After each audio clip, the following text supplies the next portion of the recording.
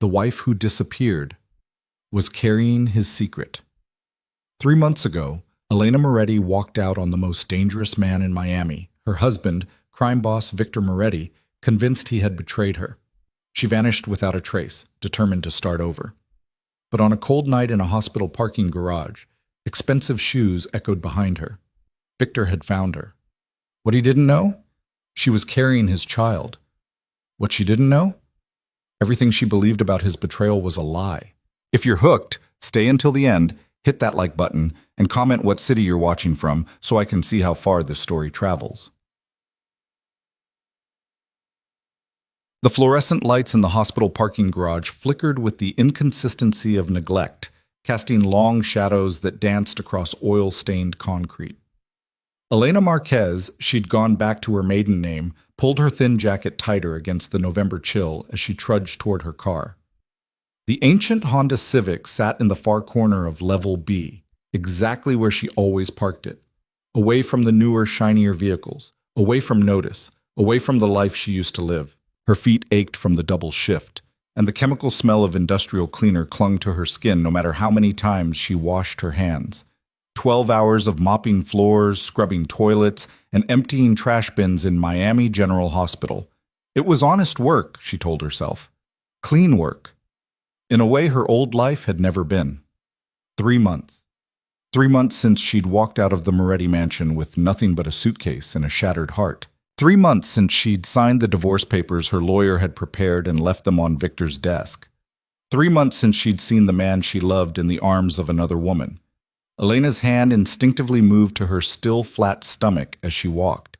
The pregnancy test hidden in her bathroom drawer had shown 2 pink lines this morning. 4 weeks along, maybe 5.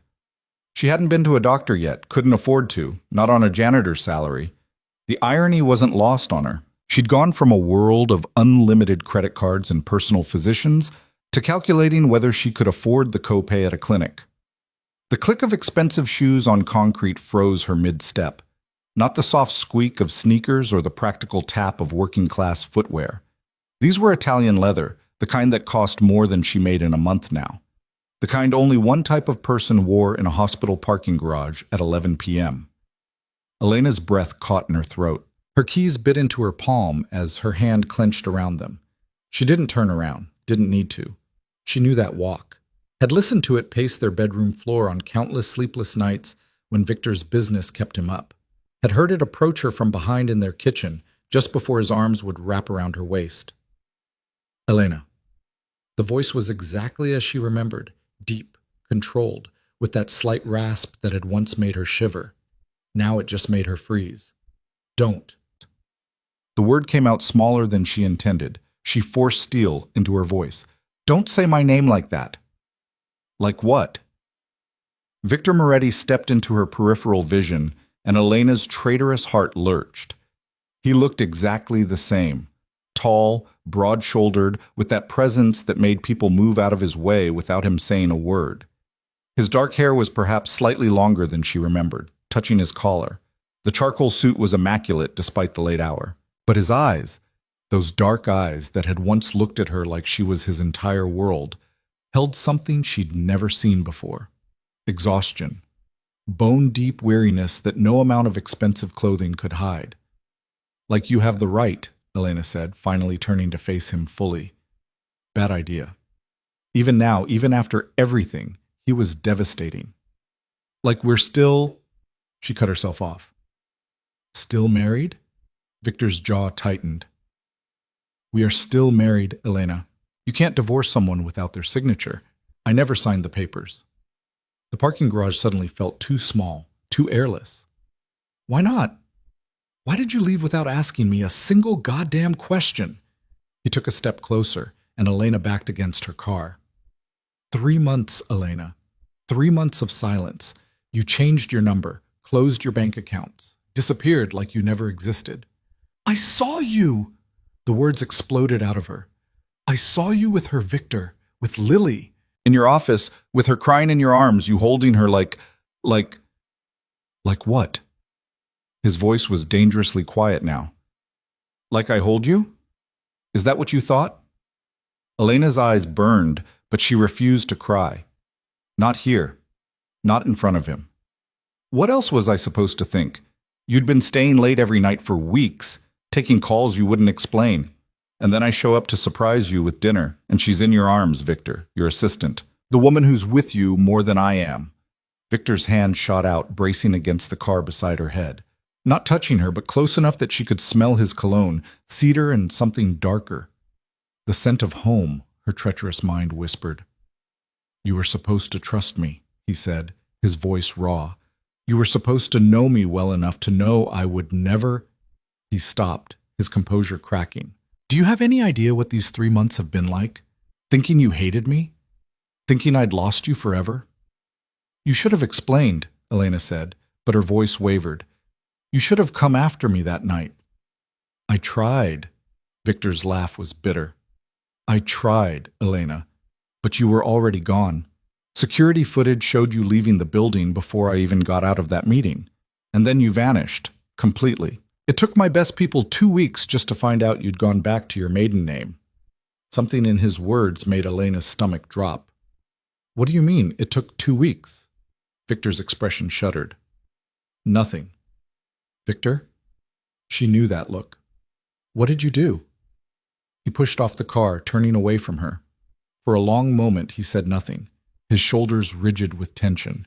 When he finally spoke, his voice was barely above a whisper. I've been following you, making sure you're safe. The world tilted. You've been... what? Not directly. He still wouldn't look at her. I hired people, discreet people, to watch over you, to make sure... His hands clenched into fists. You took a job as a janitor, Elena. You live in a neighborhood where I hear gunshots on the surveillance audio. You drive a car that should have been scrapped 5 years ago. Did you really think I could just let you go? Let you live like this and not make sure you were safe? Elena's emotions warred between fury and something dangerously close to tenderness. You had me followed for 3 months? Every single day. Now he turned, and the raw honesty in his face stole her breath. I've watched you walk to that bus stop every morning at 5 a.m. Watched you eat lunch alone on the hospital steps. Watched you fall asleep on the couch with the TV on because you're too exhausted to make it to bed. His voice cracked. And it's been killing me, Elena.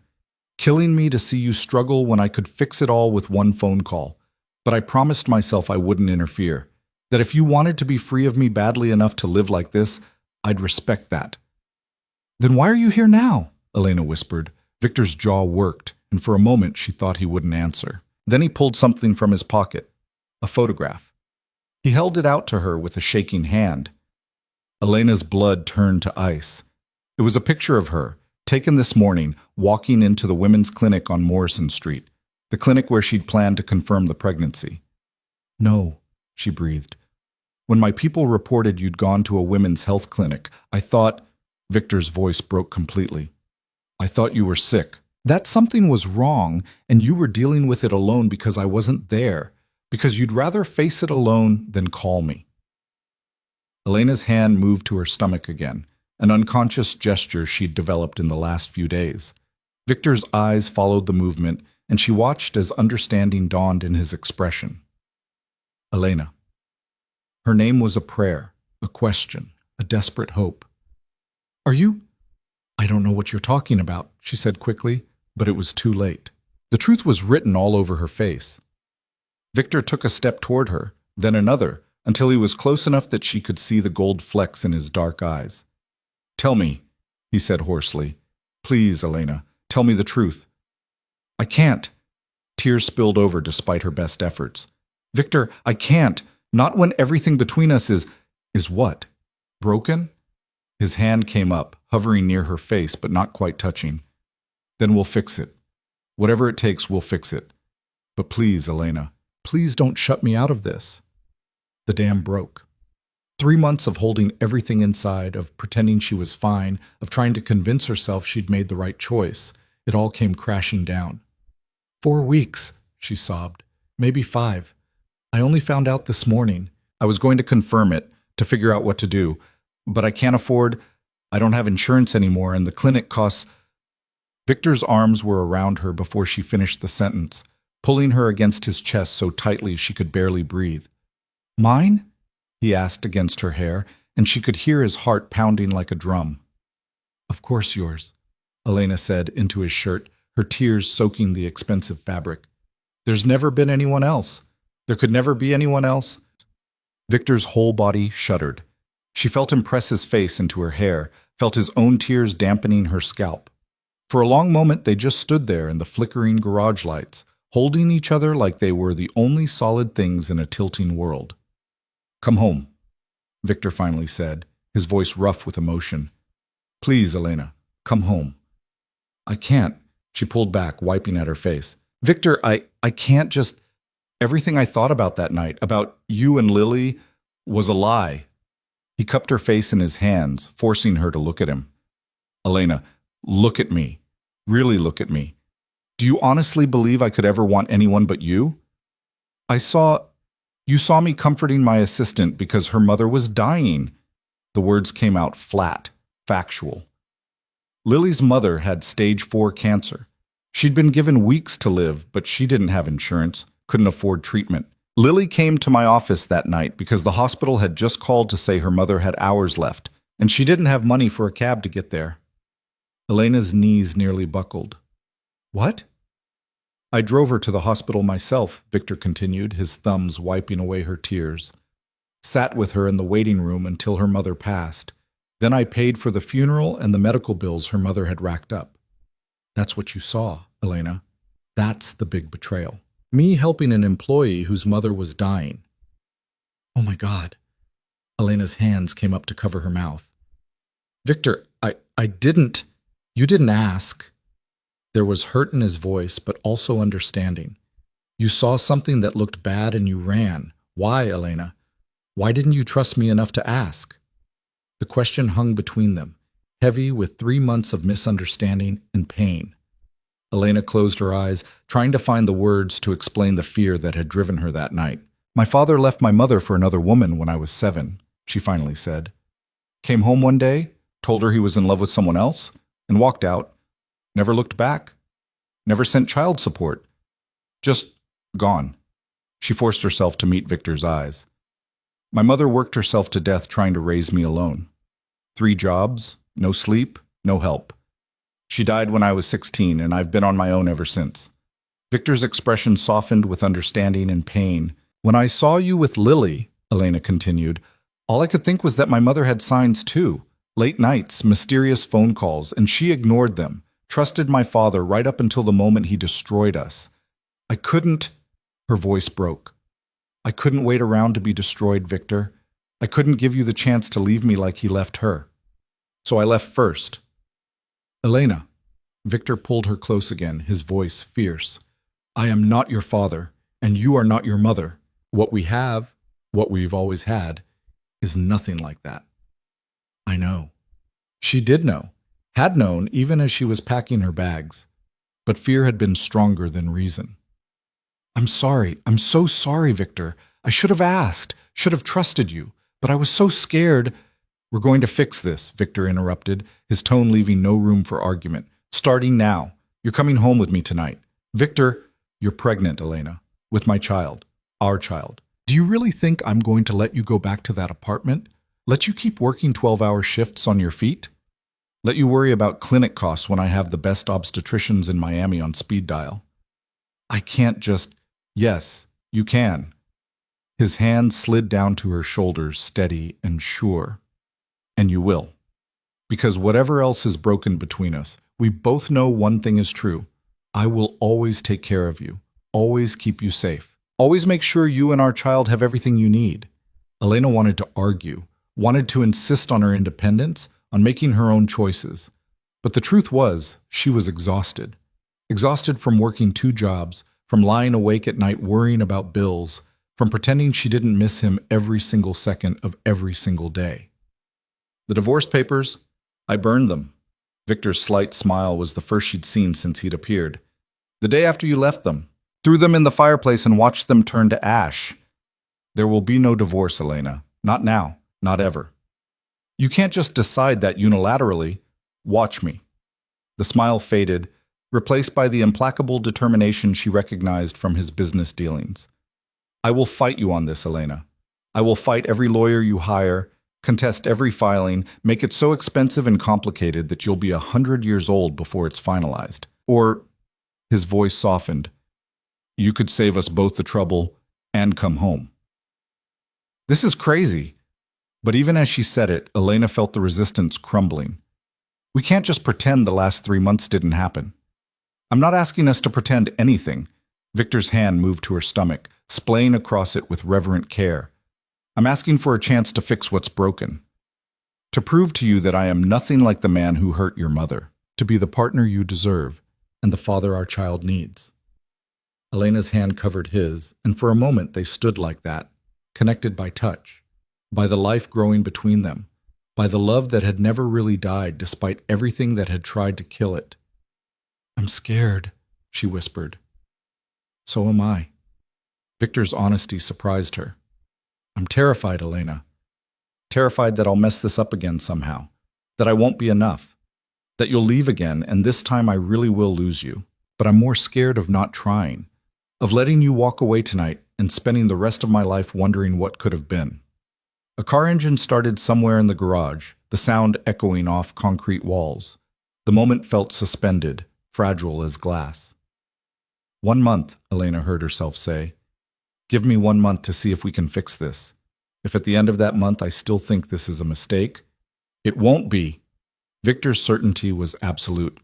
But fine, 1 month, starting tonight. Get in the car.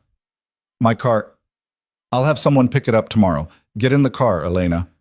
His car was exactly what she expected. A sleek black Mercedes with leather seats and a price tag that could have covered her rent for a year. Victor opened the passenger door for her, the gesture so familiar it made her heart ache. How many times had he done this? Hundreds? Thousands? The drive to the Moretti mansion was quiet, the silence heavy with unspoken words. Elena watched the city pass by through the window, watched the neighborhoods gradually improve as they left her part of town behind. By the time they pulled through the gates of the estate, she felt like she'd traveled across a continent rather than 20 miles. The house was exactly as she remembered, massive, elegant, with warm light spilling from the windows. Home, her heart whispered. But was it still? Victor parked in the circular driveway and came around to open her door. She took his offered hand, her body remembering the gesture even as her mind still struggled with the reality of being back here. The staff has been gone since 7, Victor said as he unlocked the front door. I wanted us to have privacy tonight. The entry hall was pristine, exactly as she'd left it. Fresh flowers in the vase on the console table, roses, her favorite, the same artwork on the walls, even the same subtle scent of lemon polish and leather. Your room is ready, Victor said, and Elena's head whipped toward him. My room? I'm not assuming anything, Elena. His expression was carefully neutral. You'll have your own space, your old room if you want it, or the guest suite, whatever makes you comfortable. Something in Elena's chest cracked at his consideration. The Victor she'd feared he was becoming, the controlling, possessive man she'd imagined, would have demanded she share his bed, would have used the pregnancy as leverage. This Victor was offering her space, autonomy, choice. I don't know what I want, she admitted. That's okay. Victor moved toward the kitchen. Are you hungry? You worked a double shift. You need to eat. As if on cue, Elena's stomach growled. She couldn't remember the last time she'd had a real meal, something beyond ramen noodles or gas station sandwiches. The kitchen was warm and bright, and Victor moved through it with surprising ease. He'd never been much of a cook during their marriage, usually leaving that to the chef, but he put together a plate of cheese, fruit, and bread with practiced efficiency. Eat, he commanded, sliding the plate toward her. For the baby, if not for yourself. Elena sat at the island and picked at a piece of cheese, watching Victor move around the space. He'd taken off his jacket and rolled up his sleeves, and the domestic normalcy of it was almost painful. Lily knows you found me, doesn't she? Elena asked suddenly. Victor paused in the act of pouring water. She does. What did she say? She said it was about damn time. He set the glass in front of Elena. She's been furious with me for months, said I should have tracked you down the first week and made you listen, that I was being an idiot by giving you space. Despite everything, Elena smiled slightly. She was always smarter than both of us. She was. Victor leaned against the counter, arms crossed. She also wanted me to tell you that she's sorry, that she should have explained about her mother before it became an issue. She assumed I'd told you, and I assumed she had. We all assumed a lot of things, Elena said quietly. She ate a strawberry, the sweetness exploding on her tongue. When had she last eaten fresh fruit? Victor, about the baby, we'll see a doctor tomorrow. His tone left no room for negotiation. The best in Miami. We'll make sure everything is okay. Start prenatal care, whatever you need. I can't afford. You don't need to afford anything. Victor's voice was gentle but firm. Elena, you're carrying my child, our child. Money is not, will never be, a concern.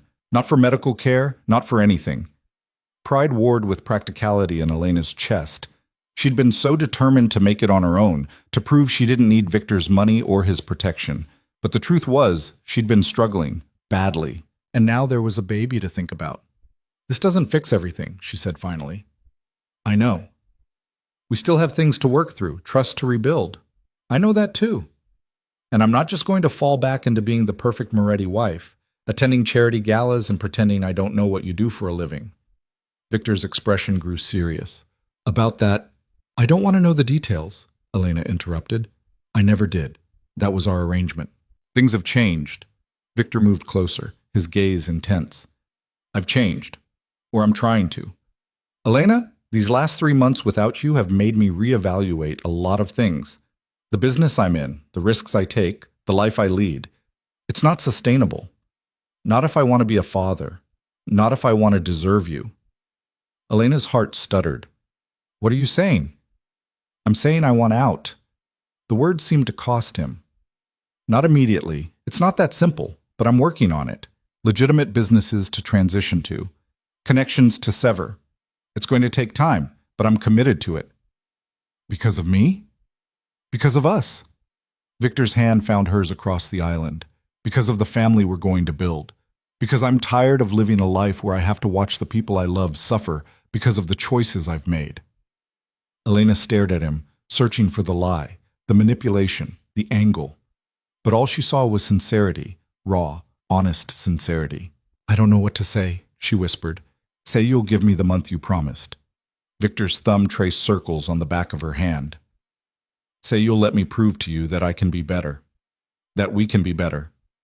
Elena looked down at their joined hands, at the wedding ring she'd stopped wearing but had never been able to throw away.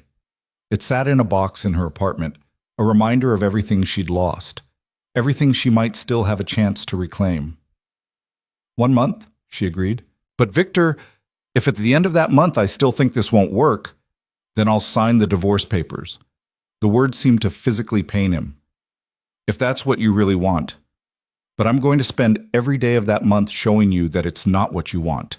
That this, us, is worth fighting for. Elena's hand moved to her stomach again, and Victor's followed. Together they rested there, a silent promise to the life growing inside her. I'm exhausted, Elena admitted. Today has been... I know.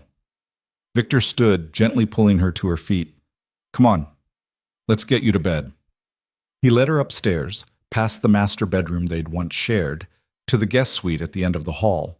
It was beautiful, all soft blues and creams, with a king-size bed that looked like heaven after the lumpy mattress in her apartment.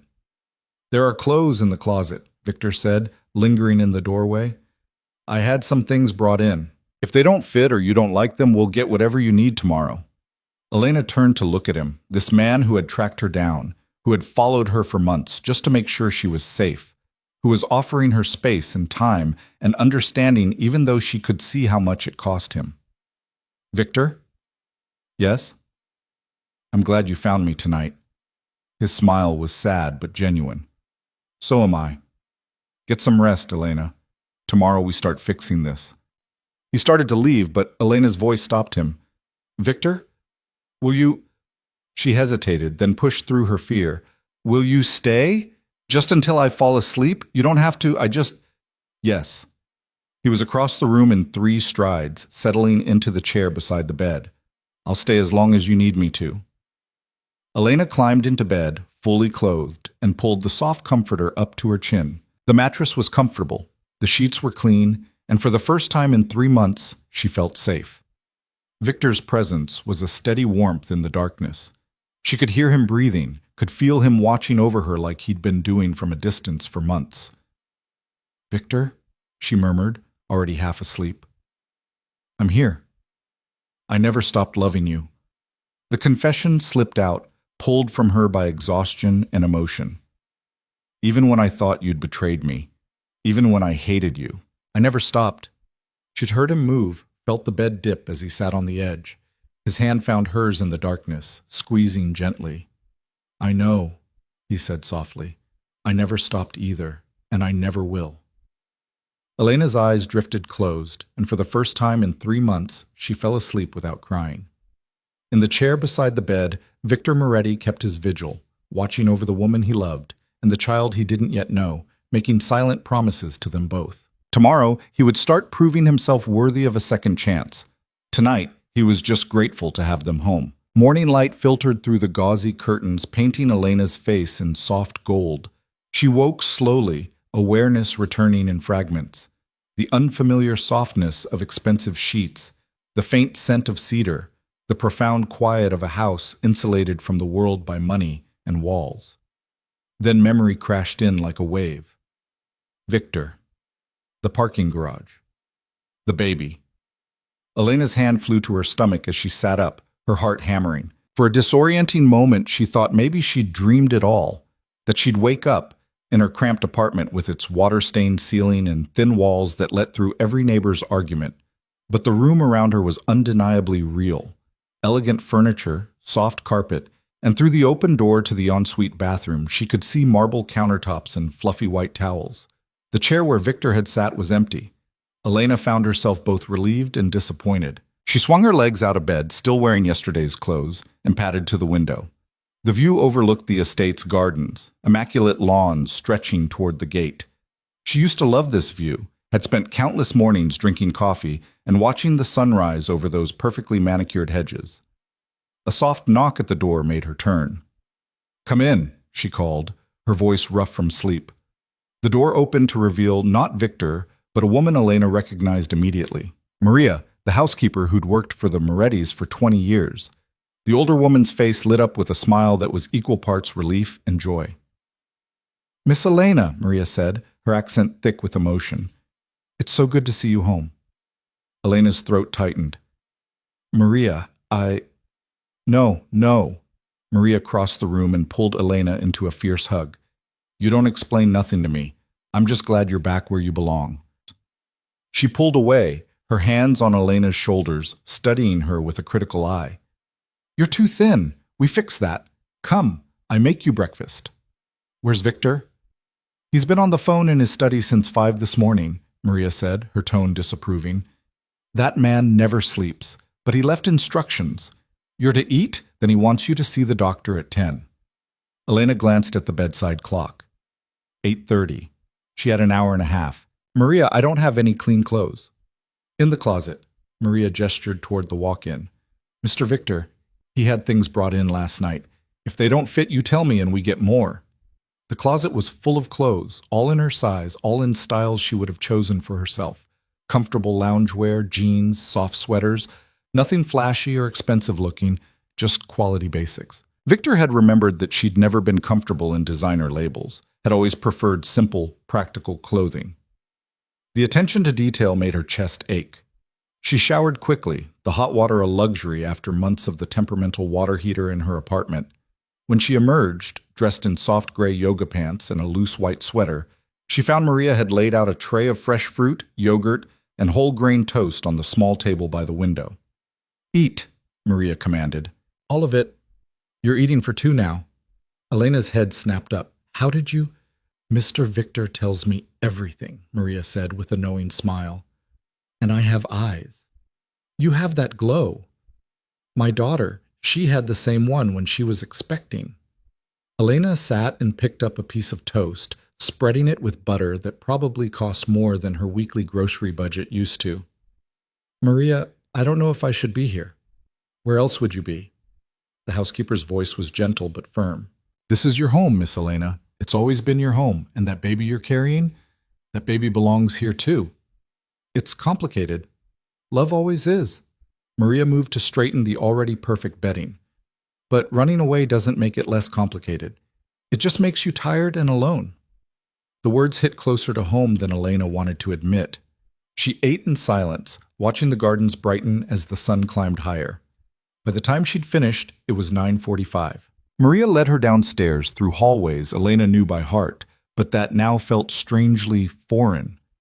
Everything was the same, the artwork, the furniture, even the arrangement of photos on the console table in the hall. But she was different. 3 months had changed her in ways she was still trying to understand. Victor's study door was closed, his voice a low murmur behind it. Maria knocked once, then opened it without waiting for a response. "Miss Elena is ready," she announced. Victor looked up from behind his desk, phone pressed to his ear. His eyes locked on Elena, and something in his expression softened. He said something quick into the phone, then ended the call. "You look better," he said, standing. He'd changed into a different suit, navy this time, but his eyes still held that same exhaustion from last night. "Did you eat?"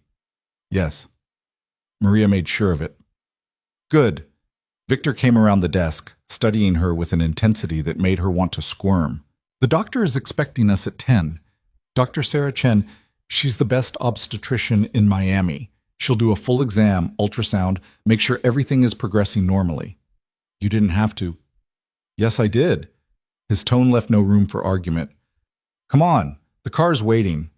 The drive to the medical center was quiet, the tension between them a living thing. Elena watched the familiar streets pass by, trying to reconcile the two realities of her life, the one she'd been living for 3 months and the one she was falling back into now. "You're thinking too loud," Victor said without looking at her. Despite herself, Elena smiled slightly. "I'm allowed to think." "You're allowed to do whatever you want." He glanced at her briefly before returning his attention to the road. "But if you're having second thoughts about being back, I'm not." The words surprised her with their certainty. "I'm just adjusting." "Take all the time you need." The medical center was nothing like the clinic Elena had planned to visit. This was all marble floors and fresh flowers, soft music, and comfortable furniture. The kind of place where money bought not just medical care, but comfort and privacy. Dr. Chen was a petite woman in her 40s with warm eyes and a calm demeanor. She greeted Elena like an old friend, though they'd never met, and managed to make the examination feel routine rather than invasive.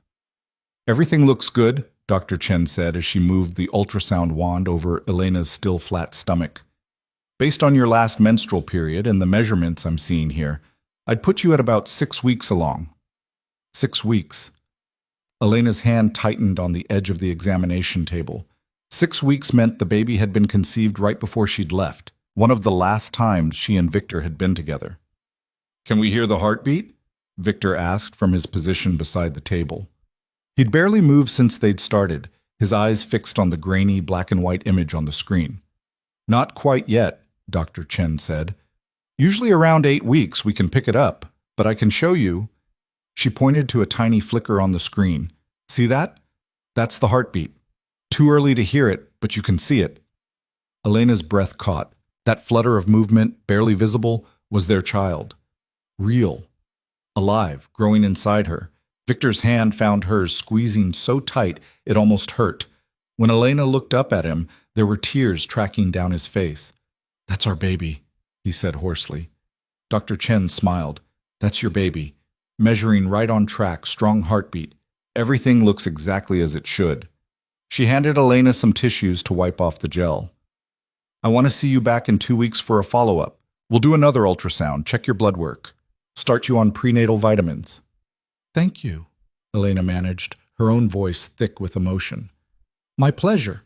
Dr. Chen stood, giving them both a knowing look. "Congratulations, both of you. This is a good thing." After she left, Elena and Victor sat in silence for a long moment. The ultrasound photo lay on the table between them, that tiny flicker captured in grayscale. "I can't believe it's real," Elena whispered. "It's real." Victor picked up the photo with reverent care. "We're having a baby, Elena. In 7.5 months, we're going to be parents." The weight of it settled over them both. Elena tried to imagine Victor as a father, Tried to picture him changing diapers, pacing the floor at 3 a.m., reading bedtime stories. The image didn't quite fit with the man she knew, the crime boss who commanded respect through fear and power. But maybe that was the point. Maybe neither of them would be the same people they'd been before. "We should go," Elena said, climbing down from the examination table. I have things at my apartment that I should get."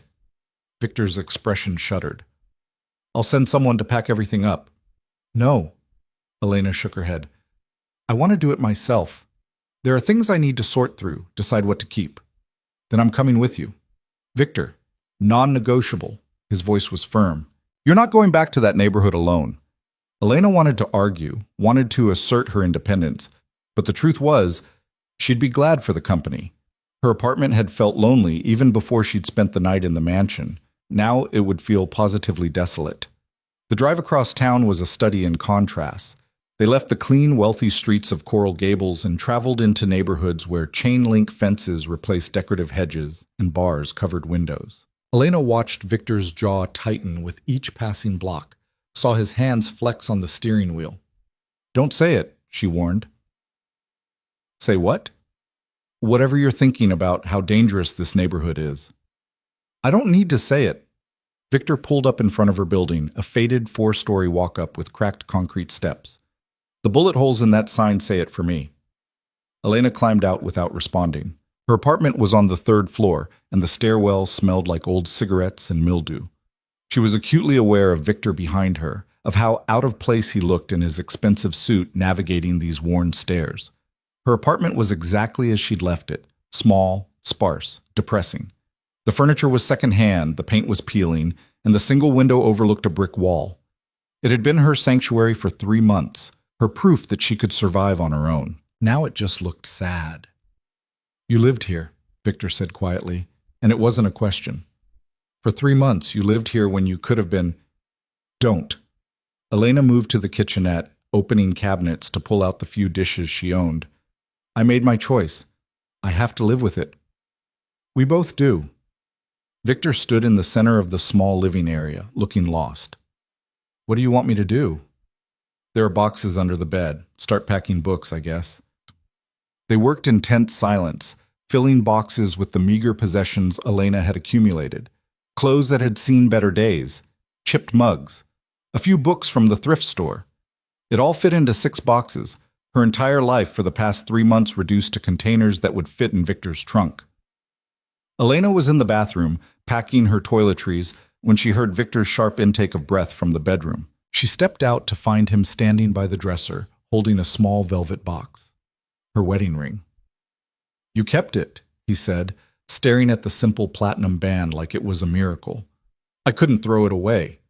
Elena crossed her arms, defensive. "I tried. I went to the pawn shop 3 times, but I could never actually do it."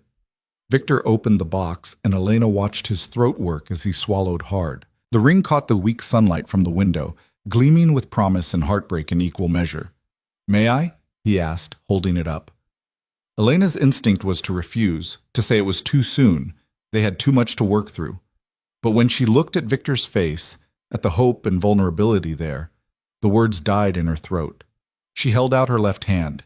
Victor slid the ring back onto her finger with shaking hands, and it settled into place like it had never left. Then he lifted her hand to his lips, pressing a kiss to her knuckles just above the band. "I'm going to earn this," he said quietly. "Earn the right to see you wear it. I promise you, Elena." Before she could respond, a knock at the door made them both freeze. Elena wasn't expecting anyone. She'd made no friends in this building, had kept to herself deliberately. "I'll get it," Victor said, his whole demeanor shifting.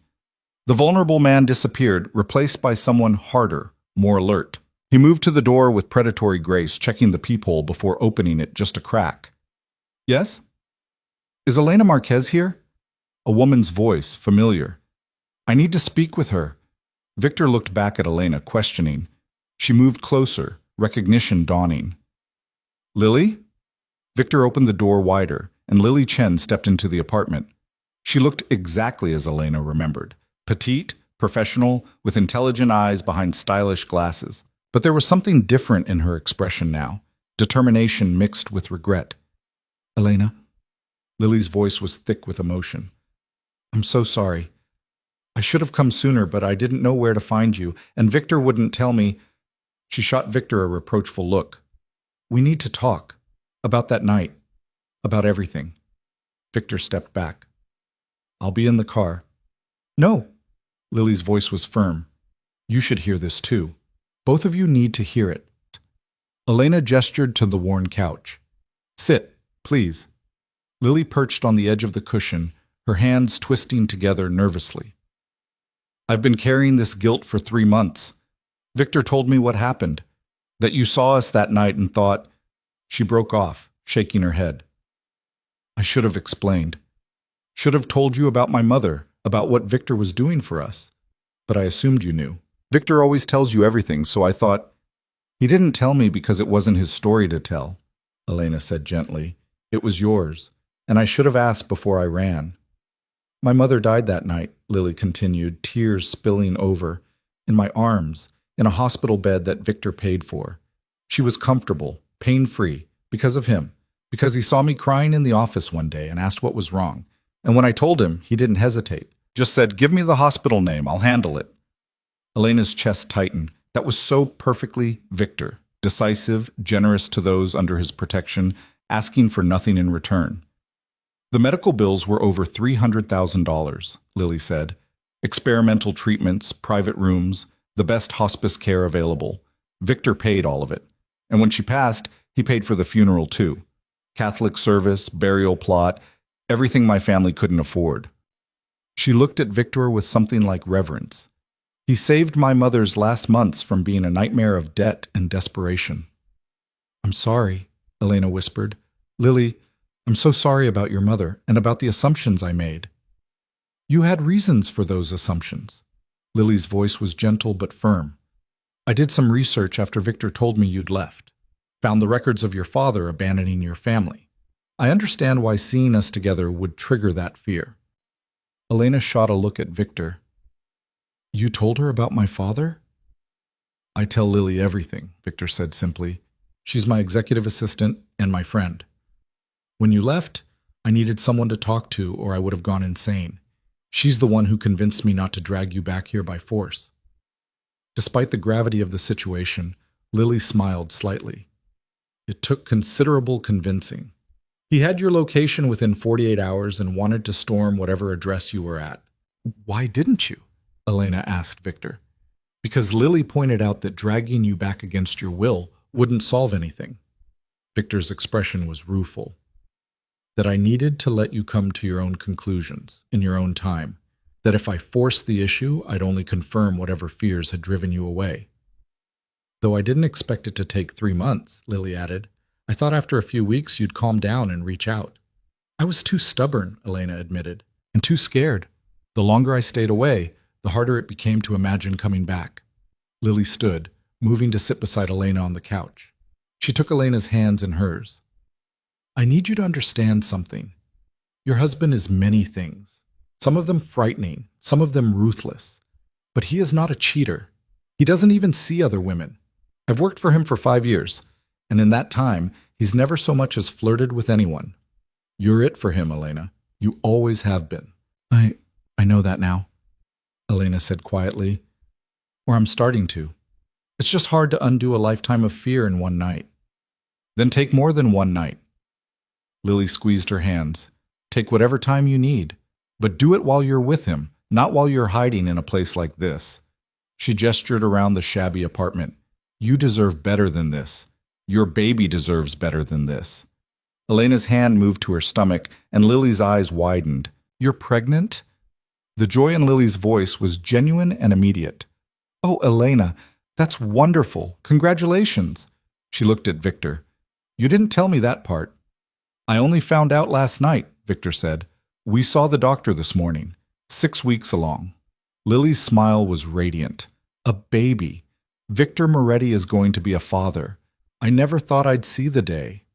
Neither did I, Victor admitted, and there was such wonder in his voice that Elena's heart squeezed. They talked for another hour, Lily filling in details about the night Elena had left, about Victor's descent into barely controlled panic when he couldn't find her, about the nights he'd stayed at the office until dawn because going home to their empty bedroom was too painful. He kept your coffee mug, Lily said, the one with the chipped handle that you always used. It's still on his desk. He uses it every morning. Elena looked at Victor, who had the grace to look embarrassed. It's a good mug. It's a terrible mug, Lily said with affection. But it's hers, so you kept it. By the time they finished packing and loading boxes into Victor's car, the sun was setting. Lily hugged Elena goodbye at the curb, whispering, "Give him a chance. That's all I ask. A real chance." "I will," Elena promised, and she meant it. The drive back to the mansion was quieter, but less tense. Elena found herself watching Victor's profile in the fading light, seeing him with new clarity. This man who had paid hundreds of thousands for a stranger's medical care, who had kept her coffee mug like a talisman, who had followed her for months not to control her but to keep her safe. "What are you thinking?" Victor asked, catching her staring. "That I've been an idiot. You've been hurt." His correction was gentle. "There's a difference." Back at the mansion, Maria had dinner waiting. Real food, not the microwave meals or ramen Elena had been subsisting on. They ate at the kitchen island, the formal dining room too much for just the two of them. "I have a meeting tomorrow," Victor said as they finished. "Business I can't postpone, but I'll be home by 6. We could have dinner together. Talk more about—" He gestured vaguely. "Everything." "I'd like that." Elena surprised herself with how much she meant it. "Victor, about us, about the month I asked for, you can have as long as you need," he interrupted. "I shouldn't have put a time limit on it. That was unfair." "No." Elena shook her head. "A month is reasonable. By then, I'll know if this can work, if we can rebuild what we had. And if you decide it can't," the question clearly pained him, "then we'll figure out how to co-parent." Elena's hand rested on her stomach. "I won't keep you from your child, Victor. Whatever happens between us, you'll be this baby's father." Something in Victor's expression cracked, relief and gratitude warring with lingering fear. "Thank you. That means more than you know." That night, Elena lay in the guest room again, listening to the sounds of the house settling around her. But sleep wouldn't come. Her mind raced with everything Lily had said, everything she was learning about the man she'd married and then left. Around midnight, she gave up and padded downstairs in search of warm milk, an old remedy her mother had sworn by. The kitchen was dark except for the light over the stove, and Elena was halfway across the room when she realized she wasn't alone. Victor sat at the island in the darkness, a glass of whiskey untouched in front of him. "Can't sleep?" Elena asked softly. He looked up, and even in the dim light, she could see the exhaustion etched into his features. "Too much on my mind." "Me too." Elena moved to the refrigerator, pulling out milk. "Want some?" "I'm good." He watched her heat the milk on the stove, a small smile playing at his lips. "Your mother's remedy. You remember." "I remember everything about you, Elena." His voice was quiet but intense. "Every habit, every preference, every small detail. I've spent 3 months trying to forget and failing completely." Elena poured the warm milk into a mug. Her old mug, she realized with a start, the one Lily said he'd kept, and leaned against the counter across from him. "Why didn't you move on? You could have. 3 months is long enough to start over." "With who?" Victor's laugh was bitter. "Elena, I've loved you since the moment I met you at that charity gala 4 years ago. You were wearing that green dress and arguing with the catering manager about sustainable food sourcing. You didn't know who I was, didn't care about my reputation. You just cared about doing the right thing." Elena remembered that night. She'd been working for the nonprofit hosting the gala, and the caterer had been using suppliers known for worker exploitation. She'd been making a scene when Victor had appeared at her elbow. "You offered to pay the difference," she said, "to switch to ethical suppliers on the spot. Because watching you fight for people who couldn't fight for themselves was the most beautiful thing I'd ever seen." Victor's eyes held hers. "I fell in love with you that night, Elena, and I've never fallen out of it. Not when you left, not during these 3 months of hell, not ever." "Victor, I'm not trying to pressure you," he said quickly. "I'm just answering your question. Why didn't I move on? Because there's no moving on from you. You're not something I can get over or forget. You're the only woman I've ever truly loved, and you're the only one I ever will. Elena's hands trembled around the mug. I don't know what to say to that. You don't have to say anything. Victor stood, leaving the untouched whiskey behind. But I wanted you to know. Whatever you decide at the end of this month, wherever we end up, you need to know that for me, you're it. You're everything. He started to leave, and Elena heard herself say, Stay. Victor froze. What? Stay here. Talk to me. Help me understand. She struggled for the right words. Help me understand how we got here. How we went from that night at the gala to this. Victor returned to his seat slowly, as if afraid any sudden movement might make her change her mind. What do you want to know? Everything. Start at the beginning. So he did. He told her about falling for her that night at the gala, about spending weeks finding excuses to run into her at nonprofit events, about finally working up the courage to ask her to dinner and the terror he'd felt that she'd say no. Elena listened, remembering her own version of those early days. How charming Victor had been. How different from the criminals she'd imagined populated his world. How he'd wooed her with thoughtfulness rather than extravagance, with attention rather than gifts. I knew what you were, Elena said quietly. Even then, everyone knew Victor Moretti wasn't exactly legitimate. And yet you said yes when I asked you to marry me. Because I loved you. The admission came easier now. Because when I was with you, I felt safe for the first time since my mother died. Protected. Cherished. What changed? Victor asked. When did that feeling stop? Elena thought about it, tracing the erosion of her security back to its source. When you started keeping secrets. The late nights, the phone calls you wouldn't explain. I told myself it was just business, that I didn't need to know the details. But it felt like walls going up between us. I was trying to protect you, Victor said. The less you knew about certain aspects of my business, the safer you'd be. If anyone ever came after you, tried to use you against me, I wanted you to genuinely have no information. I understand that now, but at the time it felt like you were shutting me out. They talked until the early hours of the morning, working through 3 months of misunderstanding and pain. Victor explained his business, not the details, but the broad strokes. The empire he'd inherited from his father, the obligations that came with it, the carefully maintained balance of power that kept Miami's underworld from descending into chaos. I never wanted this life, he admitted. When my father died and left it all to me, I considered walking away, letting someone else take over. Why didn't you? Because walking away would have meant war, blood in the streets, innocent people caught in the crossfire. So I took control and kept the peace. He met her eyes. But I've never been comfortable with it, never been proud of it. Is that why you want to go legitimate? Partly. But mostly it's because of you. Victor's hand reached across the counter, and Elena let him take hers. You make me want to be better than I am. And now with the baby, I can't raise a child in this world, Elena. I won't. It's dangerous, though, leaving. Won't there be people who try to stop you? Probably. Victor's thumb traced circles on the back of her hand. But I've been planning it carefully. Transitioning assets, building legitimate businesses to replace the illegal ones. It'll take time, maybe another year, but it's happening. Elena looked down at their joined hands, at the wedding ring back on her finger. I want to believe you. Then believe me. Victor's voice was fierce. I've never lied to you, Elena. Not once. Everything I'm telling you now is the truth. I know. And she did. Whatever else Victor was, whatever crimes he might have committed, whatever moral lines he might have crossed, he'd never lied to her. I'm trying. I really am. That's all I ask.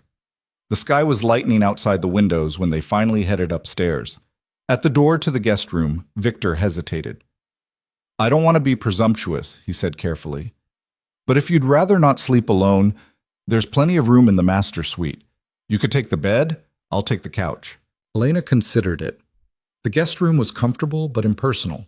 The master suite was their room, the bed they'd shared for 2 years of marriage. Going back to it felt like a step she wasn't ready for. But maybe that was the point.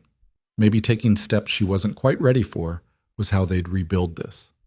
Okay, she said, but we both take the bed. It's big enough. Victor's expression flickered with hope and caution. Are you sure? No, but I'm doing it anyway. The master suite was exactly as Elena remembered. Victor clearly hadn't changed anything in her absence. Her books were still on the nightstand, her favorite throw blanket still draped over the reading chair in the corner. Even the photo of them on their wedding day still sat on the dresser. Elena changed in the bathroom, emerging in the soft pajamas Maria had left for her. Victor had already claimed his side of the bed, staying carefully on his half of the mattress. "This is weird," Elena said, climbing under the covers. "Extremely weird," Victor agreed, "but also the best night I've had in 3 months." Despite everything, Elena laughed. She reached across the space between them, finding his hand in the darkness. "No pressure, no expectations, we're just sleeping." "Just sleeping," Victor echoed, but the way his hand tightened on hers suggested it meant more than that. Elena closed her eyes, acutely aware of Victor's presence beside her, his warmth, his steady breathing, the familiar comfort of not being alone. For the first time since she'd left, she felt like maybe, just maybe, she was exactly where she belonged. "Victor?" she whispered into the darkness. "Yeah? Thank you for not giving up on me." His thumb brushed across her knuckles. "Never. I'll never give up on you." And wrapped in that promise, Elena finally fell into deep, dreamless sleep. The next 2 weeks passed in a strange rhythm of rediscovery. Elena woke each morning to find Victor already gone, his side of the bed cold but a fresh cup of herbal tea waiting on her nightstand, caffeine-free, because he'd researched what pregnant women should avoid. He returned each evening by 6, sometimes earlier, as if proving his commitment through punctuality alone. They ate dinner together, talked, watched movies curled on opposite ends of the couch, the space between them gradually shrinking. Victor attended every doctor's appointment, his hand finding hers whenever Dr. Chen moved the ultrasound wand across Elena's growing belly. At 8 weeks, they heard the heartbeat for the first time, a rapid whooshing that made Victor's eyes shine with unshed tears. But beneath the domestic normalcy, tension simmered. They were dancing around the elephant in the room, the unspoken question of what would happen when Elena's month was up. And neither of them was brave enough to address it directly. Until the night everything changed. Elena was in the library, curled up with a book she wasn't really reading, when Victor's phone rang. She heard his voice from the study across the hall, sharp and commanding in a way it never was with her. "I don't care what excuse he's giving. Tell Castellano if he doesn't have my money by Friday, he'll have much bigger problems than debt." Elena's stomach clenched. This was the Victor the rest of Miami knew. Cold, ruthless, dangerous. She'd married him knowing what he was, but hearing it so starkly after weeks of gentle domesticity was jarring. The call ended, and Victor appeared in the library doorway moments later. He took one look at Elena's face, and his expression shuddered. "You heard that." "Hard not to." Elena set down her book. "Is Castellano going to end up hurt?" "Probably." Victor's honesty was brutal. He borrowed $500,000 and invested it badly. Now he's trying to run instead of pay up. That doesn't end well in my world. "Your world," Elena repeated the phrase, tasting its implications. "The world you're trying to leave." "Yes." Victor moved into the room, but didn't sit. "Elena, I've been honest with you about what I am. I can't just flip a switch and become someone else overnight." "I know that," and she did. But knowing it intellectually and confronting it emotionally were different things. "It's just hard sometimes, reconciling the man who brings me tea every morning with the man who threatens people on the phone." "They're the same man." Victor's voice was steady. "I'm not going to apologize for protecting what's mine or enforcing the rules of the business I'm in. But I am trying to build a way out. You have to believe that." Before Elena could respond, Victor's phone rang again. He glanced at the screen and his whole body went rigid. "I need to take this." His voice had gone flat, emotionless. "Stay here." He disappeared back into his study, closing the door firmly behind him. Elena sat frozen, her book forgotten, as unease crawled up her spine. Something was wrong. She could feel it in the sudden tension radiating through the house, and the sharp edge to Victor's voice when he answered. 20 minutes later, the study door opened and Victor emerged. His face was a mask of controlled fury. "Pack a bag," he said. "Enough for a few days." Elena stood. "What's happening?" "Trouble. The kind I need to handle personally." Victor was already moving toward the stairs. I'm taking you somewhere safe first. Victor, talk to me. What kind of trouble? He stopped, turned back to face her. For a moment, the mask slipped and she saw genuine fear beneath the anger. The kind that might put you in danger if you stay here. Please, Elena, trust me on this. Pack a bag and let me get you somewhere secure. Elena's hand moved instinctively to her stomach. The baby will be protected. I promise you. Victor closed the distance between them, cupping her face in his hands. I will never let anything happen to you or our child. But right now, I need you to move fast and ask questions later. The urgency in his voice propelled Elena into action. She ran upstairs and threw clothes into a bag with shaking hands. Her mind raced with possibilities, each worse than the last. Who would threaten Victor badly enough that he'd move her out of the mansion? What kind of danger were they facing? 10 minutes later, they were in Victor's car, speeding through Miami's nighttime streets. 2 other vehicles followed them. Security, Elena realized. Victor had called in backup. Where are we going? Elena asked. A safe house. It's off the grid. Secure. You'll have guards. Everything you need. Victor's hands were white-knuckled on the steering wheel. I'm sorry, Elena. I'm so goddamn sorry. This is exactly the kind of thing I wanted to keep you away from. Tell me what's happening. Victor was silent for a long moment, navigating traffic with aggressive precision. When he finally spoke, his voice was tight with barely controlled rage. There's a man named Marcos Santos.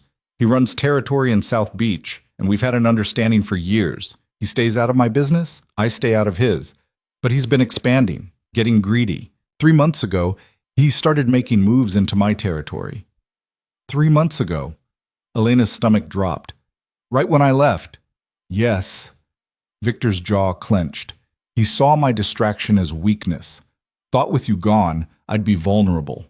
I've been handling it quietly, pushing back without starting a war. But tonight he made his position clear. He wants me out of Miami entirely, and he's willing to use any leverage necessary to make that happen. Elena's blood turned to ice. He knows about me. He knows about you. Victor's voice was savage. One of his men must have spotted you at the doctor's office or shopping with Maria. Now Santos is threatening to come after you unless I step aside and let him take over my operations. What are you going to do? Whatever it takes to keep you safe. Victor glanced at her, and the ferocity in his eyes was almost frightening. I don't negotiate with threats, Elena, but I also won't gamble with your life. They pulled up to a nondescript building in a quiet residential area. Victor killed the engine and turned to face her fully. This place is secure. Former military bunker converted to look like a regular apartment building. Guards on every entrance, panic room in the unit. You'll be safe here while I handle Santos. Handle him how? Elena's voice came out smaller than she intended. However I have to. Victor's expression was grim. This ends tonight, one way or another. Terror flooded through Elena. You're going to kill him. If that's what it takes. No hesitation, no remorse. Just cold fact. He threatened you, Elena. Threatened our baby. There are lines you don't cross in my world. And he crossed the biggest one. Elena grabbed his arm. Don't! Victor, please don't do this. There has to be another way. There isn't. Victor covered her hand with his. I know you hate this part of who I am. I know it scares you. But this is how my world works. You show weakness. You invite more attacks. Santos needs to learn that threatening you is a death sentence, or someone else will try the same thing next month. And if you get killed, Elena's voice broke, what happens to me then? To our baby? I won't get killed. Victor's certainty was absolute. I've survived worse than Marco Santos, but I need to know you're protected while I'm handling this. He got out of the car and came around to open her door, ushering her into the building with a hand at the small of her back. The guards nodded at Victor with professional respect as they passed. The apartment he led her to was spacious and comfortable, clearly set up for extended stays. There's food in the kitchen, secure phone line in the bedroom. Maria will come by in the morning with anything else you need. Victor set Elena's bag by the door. Don't leave this building for any reason. Don't answer the door unless it's Maria or someone I send with the proper code word. What's the code word? Primavera. Spring, in Italian. Their wedding had been in spring. Anyone who doesn't say that word, you don't let them in. Understood? Elena nodded, her throat too tight for words. Victor pulled her into his arms, holding her so tightly she could barely breathe. "I love you," he said against her hair. "Whatever happens tonight, you need to know that. I love you more than anything in this world. Then don't go." Elena clung to him. "Stay here with me. Let someone else handle it." "I can't." Victor pulled back enough to look at her face. "This is my responsibility, my world. I have to be the one to set things right." He kissed her then, deep and desperate, pouring 3 months of longing into it. Elena kissed him back with equal desperation, trying to memorize the taste of him, the feel of his hands cradling her face, the solid warmth of his body against hers. When they finally broke apart, both were breathing hard. "Come back to me," Elena whispered. "Promise me you'll come back." "I promise." Victor kissed her forehead, then her stomach where their baby was growing. "I'll always come back to you." Then he was gone, the door closing behind him with terrible finality. Elena stood frozen in the center of the apartment, listening to his footsteps fade down the hallway, the elevator ding, the silence that followed. She sank onto the couch, her hands pressed to her stomach, and waited. The hours crawled by with agonizing slowness. Elena tried to read, to watch TV, to sleep, but her mind kept conjuring horrible scenarios. Victor bleeding out in some alley. Marco Santos standing over his body. Her child growing up without a father because she hadn't been able to convince him there was another way. At 2 a.m, Elena's phone buzzed with a text from an unknown number. Her hand shook as she opened it. "Your husband is a stubborn man, Mrs. Moretti. Perhaps you can convince him to be reasonable. Come to the old Santos warehouse on the docks, alone, or we'll send him back to you in pieces." Elena's scream caught in her throat. They had Victor. Somehow, Santos had gotten to him. Every instinct screamed at her to call the guards, to get help. But the text was clear: come alone, or Victor died. And she believed the threat. Men like Santos didn't bluff. Elena grabbed her jacket and slipped out the apartment door while the guard stationed in the hallway was doing his rounds. The stairwell was empty, and she took it down to the basement parking garage where Victor had left a spare car with keys in the visor, an emergency measure he'd shown her years ago. The drive to the docks was a blur of fear and adrenaline. Elena's hands gripped the steering wheel so hard they ached. She knew this was stupid, knew she was doing exactly what Santos wanted. But the thought of Victor hurt, of their child losing its father before it was even born, overrode every rational consideration. The Santos warehouse was a hulking shadow against the night sky, surrounded by shipping containers and abandoned equipment. Elena parked 2 blocks away and approached on foot, her heart hammering so hard she felt lightheaded. The main door was unlocked. Inside, the warehouse was cavernous and dark, except for harsh industrial lights focused on the center of the floor. Where Victor knelt, hands bound behind his back, blood streaming from a cut above his eye. "No!" Elena started forward, but 2 men materialized from the shadows, grabbing her arms and hauling her toward the light. "Elena, run!" Victor's voice was raw with fury and fear. "Get out of here now! I'm afraid Mrs. Moretti isn't going anywhere." A man stepped into the light. Mid-40s, expensive suit, cold eyes. Marco Santos. "Not until we've had our little chat." He circled Elena like a predator. "You're even prettier than the photographs. I can see why Moretti is so infatuated. Tell me, Mrs. Moretti, what's it like being married to Miami's most notorious criminal?" "Let him go." Elena's voice shook, but held steady. "Your fight is with him, not me." "Oh, but that's where you're wrong." Santos smiled, and it was the most chilling thing Elena had ever seen. "My fight is very much with you. You see, your husband has something I want. Control of the port operations, the shipping routes, the very lucrative business of moving goods in and out of Miami. But he won't negotiate, won't even consider my very generous offer to split the territory." "So you thought kidnapping his wife would change his mind?" Elena's fear was giving way to anger. "That's the stupidest plan I've ever heard. All you've done is guarantee he'll destroy you." Santos laughed. "Brave words from a woman in your position. But let's test that theory, shall we?" He pulled a gun from his jacket and pressed it to Elena's temple. Victor lunged against his restraints with a roar of pure rage. "I will fucking kill you, Santos. I will hunt down everyone you've ever loved and burn your entire organization to the ground." Temper, temper. Santos's gun hand was steady. Here's what's going to happen, Moretti. You're going to sign over control of the port operations to me, right now, tonight. Or I'm going to put a bullet in your beautiful wife's head and make you watch her die. Don't do it, Victor. Elena's voice was surprisingly calm. Fear had crystallized into clarity. Don't give him anything. He's going to kill us both anyway. Smart girl. Santos's finger moved to the trigger. But wrong. I'm a businessman. I honor my deals. Sign over the ports, Moretti, and I'll let you both walk out of here. He's lying. Elena locked eyes with Victor across the warehouse floor. I know men like him. We're witnesses. He can't let us live. Victor's face was a mask of anguish and calculation. Elena could see him weighing options, running scenarios, looking for any angle that got her out alive. I'll sign. Victor's voice was defeated in a way Elena had never heard. Whatever you want. Just let her go first. Victor. No. Elena, please. The rawness in his voice broke her heart. Please just let me save you. Let me do this one thing right. Santos gestured to one of his men, who produced papers and a pen. They hauled Victor to his feet and dragged him to a makeshift table. Elena watched in horror as he reached for the pen with shaking hands. Victor, don't you dare. Elena struggled against the men holding her. I won't let you give up everything you've built for me.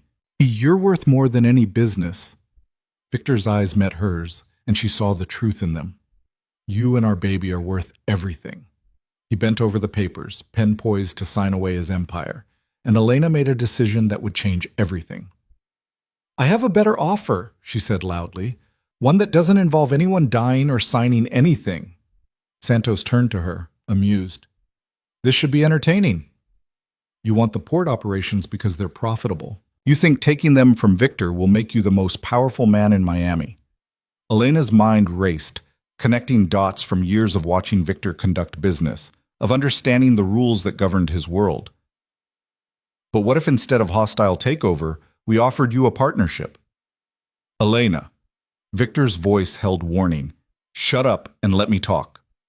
Elena glared at him before turning back to Santos.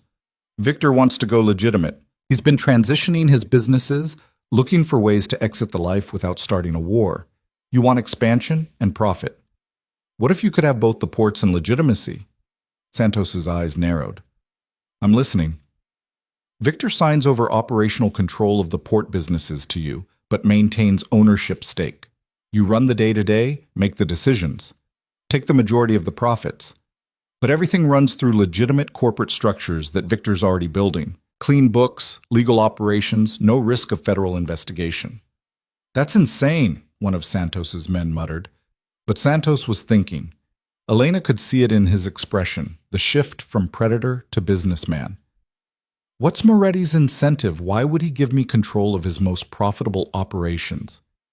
Because legitimacy is what he wants. Elena's voice gained confidence. He has a child coming. He wants out of this life. You take over the criminal enterprises, transition them to legal ones with his framework, and everyone wins. You get the empire you want. He gets the clean exit he needs, and nobody has to die. The warehouse fell silent, except for the distant sound of water lapping against the docks. Santos studied Elena with new interest. You're smarter than I gave you credit for, Mrs. Moretti. But what's to stop your husband from coming after me once you're safe? A legally binding contract. Elena's words came faster now, the plan crystallizing as she spoke. Victor retains minority ownership, say 30%, but has no operational control. You run everything. All profits are split according to ownership percentages. Everything legal, everything documented. If either party violates the agreement, the penalties are severe enough to bankrupt the offender. You're asking me to trust a contract in our world? Santos laughed, but it lacked conviction. I'm asking you to think strategically. Elena leaned forward as much as her captors would allow. Right now, you have two options. Kill us and take the ports by force, which triggers a war with Victor's allies that will bleed your organization dry, or shoot us both and gain nothing, because Victor would rather die than give you control. Either way, you lose. Or I could force him to sign and kill you anyway. Then you're at war with a man who has nothing left to lose. Elena's voice was ice. Victor would hunt you to the ends of the earth. You'd spend the rest of your very short life looking over your shoulder. Santos circled her slowly, thinking. And this third option you're proposing?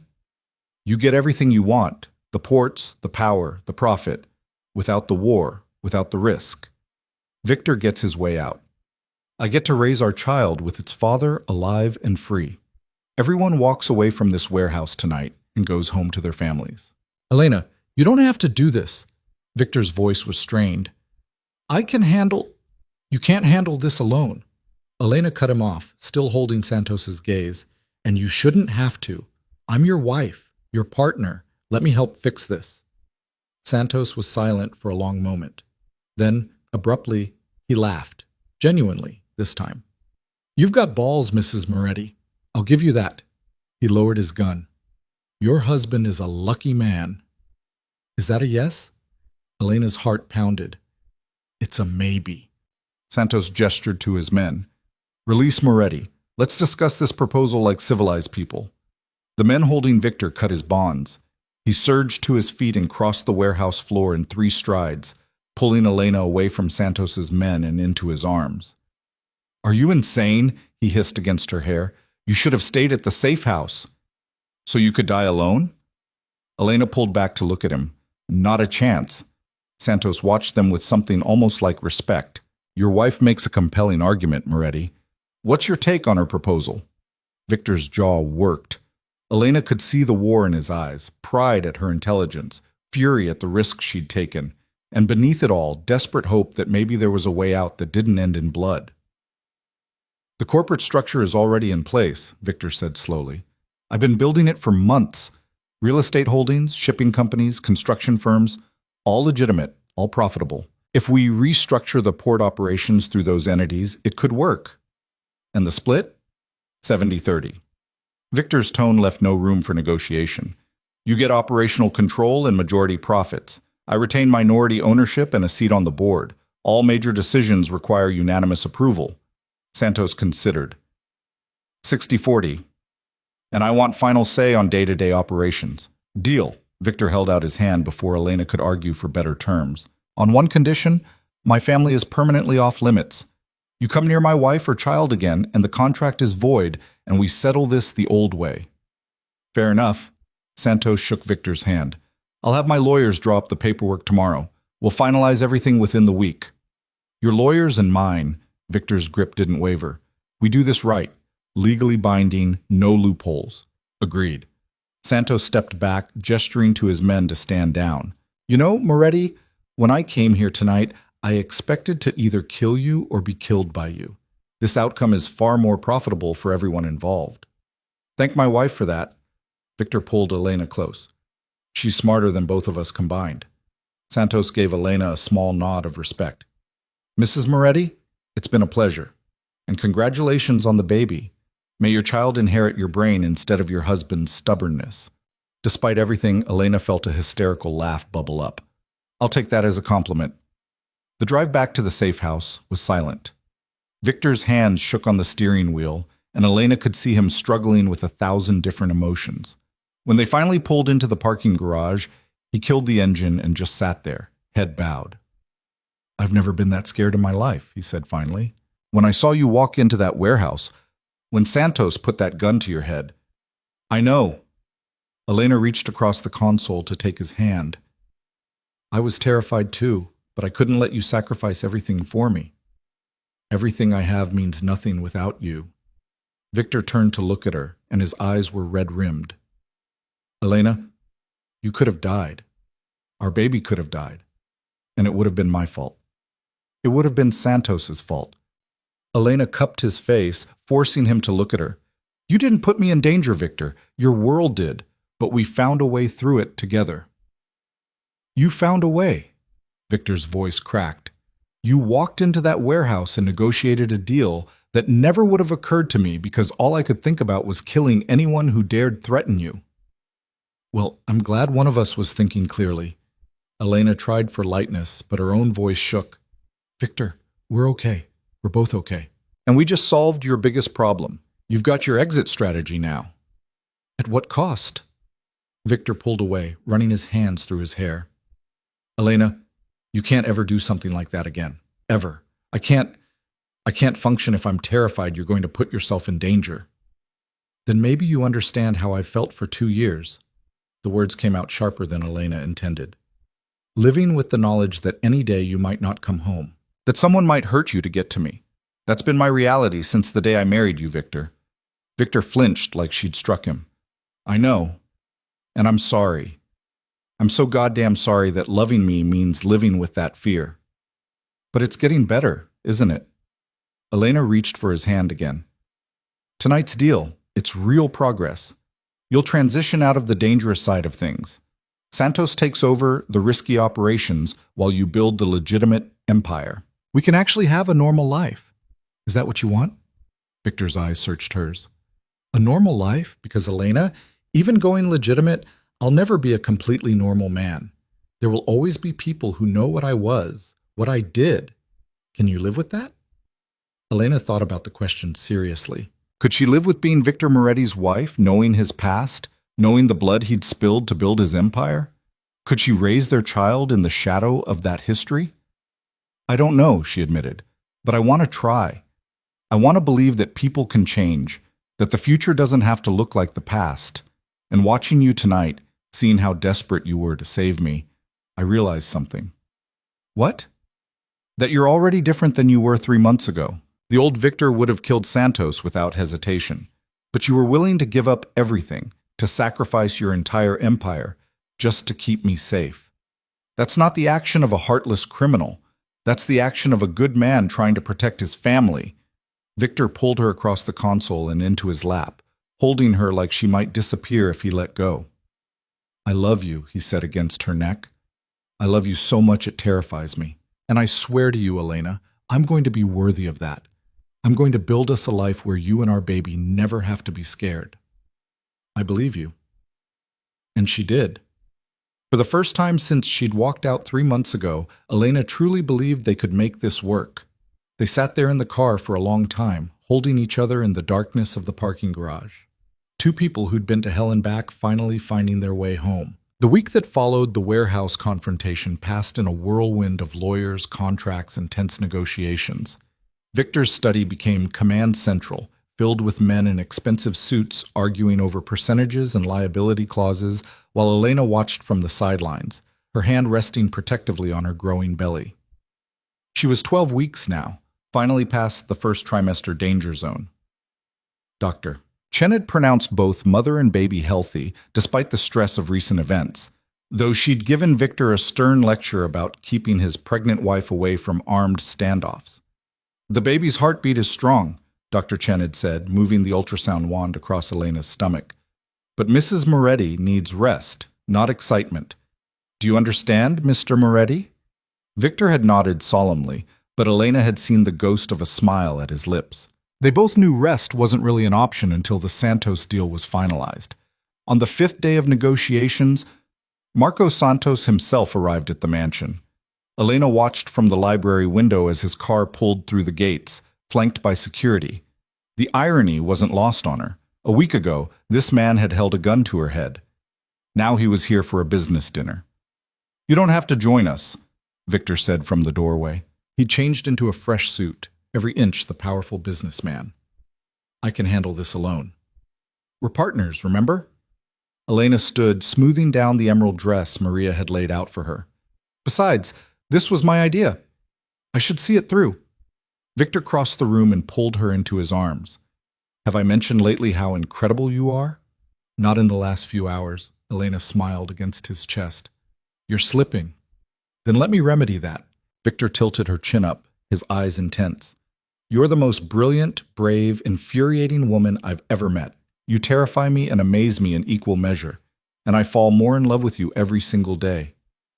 Elena's breath caught. Victor, I mean it. His thumb traced her jawline. 3 months ago, I thought I'd lost you forever. Now you're here, carrying our child, saving my life and my business with that incredible mind of yours. I don't deserve you, Elena, but I'm going to spend the rest of my life trying to. Before Elena could respond, the doorbell chimed. Victor pressed a quick kiss to her forehead and stepped back, his expression shifting to something more guarded. Showtime. he murmured. Dinner was surreal. Elena sat at one end of the long dining table with Victor at the other, Marco Santos between them, like this was a normal business arrangement rather than a deal born from kidnapping and threats. The food was exquisite. Maria had outdone herself, and the conversation stayed carefully neutral. Weather, real estate markets, the upcoming port expansion project that would now be Santos's responsibility. Your wife has excellent instincts, Santos said over dessert, raising his wine glass toward Elena. She sipped her sparkling water and nodded acknowledgement. That partnership structure you proposed? My accountants say it could increase profits by 30% within the first year while cutting legal exposure by half. I'm glad it's working out for everyone, Elena said carefully. More than working out. Santos leaned back in his chair. I've been in this business 20 years, and I've never seen a cleaner transition of power. Usually these things end in blood. Your solution was elegant. My wife specializes in finding elegant solutions to impossible problems, Victor said, his eyes on Elena. It's one of her many talents. After Santos left, contracts signed, lawyers satisfied, handshakes exchanged, Victor and Elena stood together in the foyer watching the taillights disappear down the drive. It's really over, Elena said quietly. The dangerous part of your business, you're out. Not completely. Victor's honesty was refreshing. I still have connections, obligations, but the day-to-day operations, the violence, the constant threat, yes, that's Santos's problem now.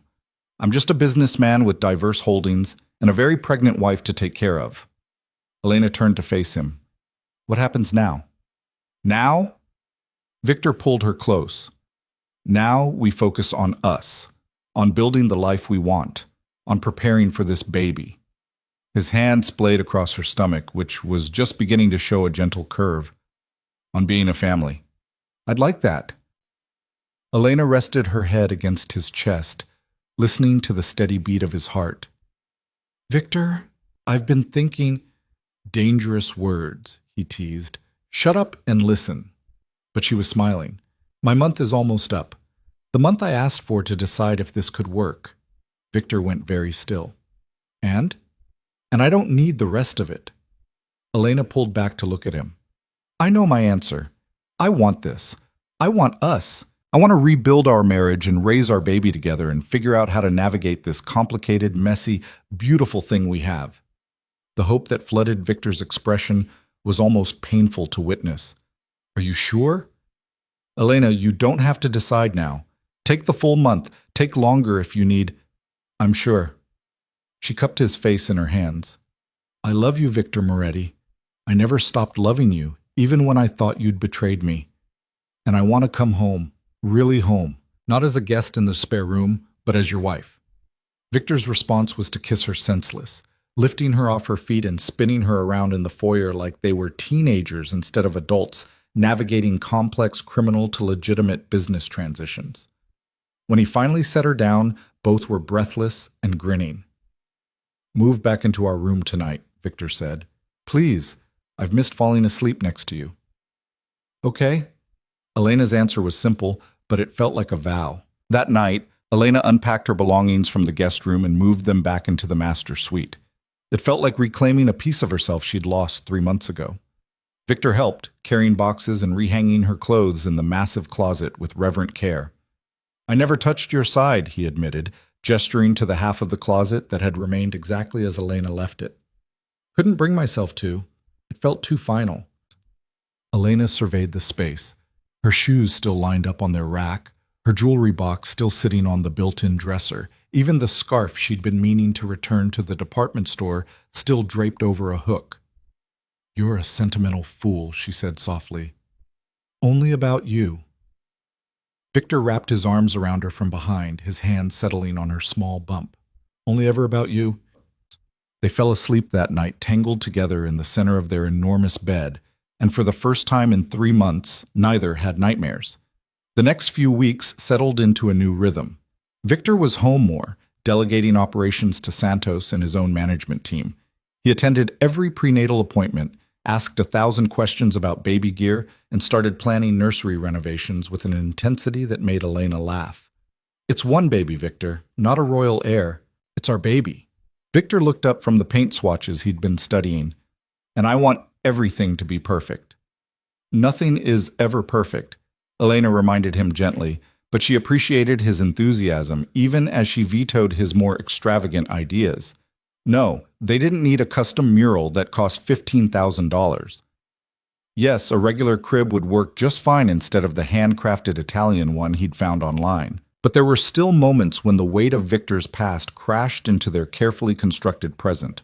Like the afternoon Elena found him in his study, staring at a file folder with an expression of profound guilt.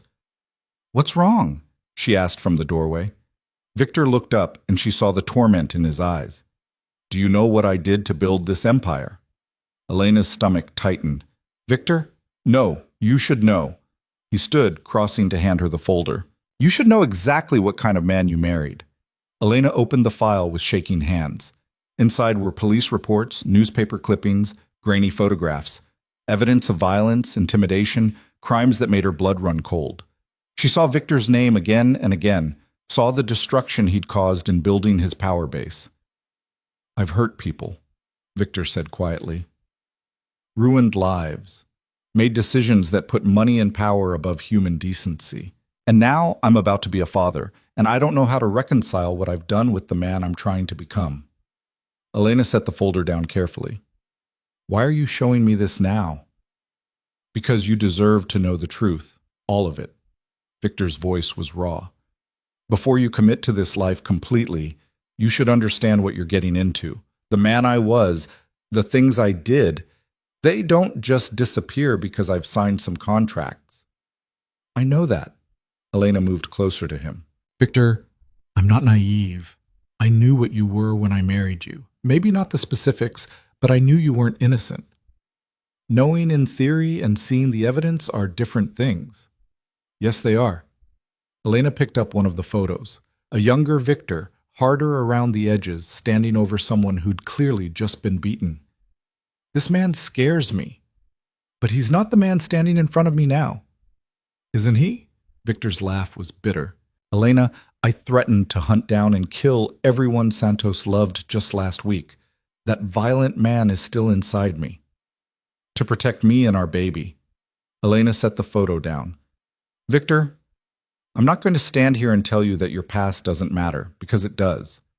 But I'm also not going to condemn you for things you did in a world I don't fully understand. What I care about is who you are now and who you're trying to become. And if I can't become that better person, if the violence is too ingrained," Elena took his face in her hands, forcing him to look at her, "then we'll figure it out together. But I believe in you, Victor. I believe you can change because I've already seen you changing. The man who paid for Lily's mother's treatment, who followed me for months just to keep me safe, who was willing to give up everything to save my life. That's not a monster. That's a man capable of tremendous love and sacrifice." Victor's eyes shone with unshed tears. "I don't deserve you." "Probably not," Elena smiled. "But you're stuck with me anyway." He pulled her into his arms, holding her like she was the only solid thing in a tilting world. "I'm going to make this right," he said against her hair. "The people I've hurt, the damage I've done, I'm going to find a way to balance the scales." "How?" "I don't know yet, but I have some ideas." Victor pulled back, and Elena saw determination replacing the guilt in his expression. "What if we started a foundation? Use some of our money to help the communities I've harmed?" Elena's heart swelled. "What kind of foundation?" "Education, maybe. Job training for people trying to escape the life I profited from. Support for families affected by violence." Victor was warming to the idea now. "We could fund programs that give people alternatives. Opportunities I never offered when I was just taking from them." "I love that idea." Elena's mind was already racing with possibilities. "We could start in the neighborhoods most affected by gang activity, offer scholarships, mentorship programs, small business loans. You'd help me run it?" Victor's hope was almost childlike. "Of course I would. We're partners, remember?" Elena grinned. "Besides, someone needs to keep you from trying to throw too much money at every problem." "I do not throw money at problems," Victor protested. Elena raised an eyebrow. "The $15,000 nursery mural says otherwise." Despite the heavy conversation, Victor laughed. It was a sound Elena had missed desperately during their separation. Genuine, unguarded joy. They spent the rest of the afternoon planning, sketching out ideas for the foundation on legal pads. What had started as a conversation about Victor's guilt transformed into something hopeful, a roadmap for redemption built on action rather than regret. As the sun set outside the study windows, Elena felt something shift between them. They weren't just rebuilding their marriage anymore. They were building something entirely new, a partnership that acknowledged the past while actively working to create a better future. "We should celebrate," Victor said as they finished outlining their initial foundation goals. "Celebrate what?" "You, me, this." Victor gestured at the pages of notes scattered across his desk. "The fact that we survived 3 months apart and came back stronger, that we're having a baby, that we found a way to turn my criminal empire into something legitimate, that you're the most incredible woman in the world, and somehow you choose to love me anyway." Elena laughed. "That's a lot to celebrate. So we'll need a lot of champagne." Victor paused. "Well, I'll have champagne. You'll have sparkling cider and complain about it." "I wasn't going to complain. Elena, you've complained about sparkling cider at every event we've attended in the last month."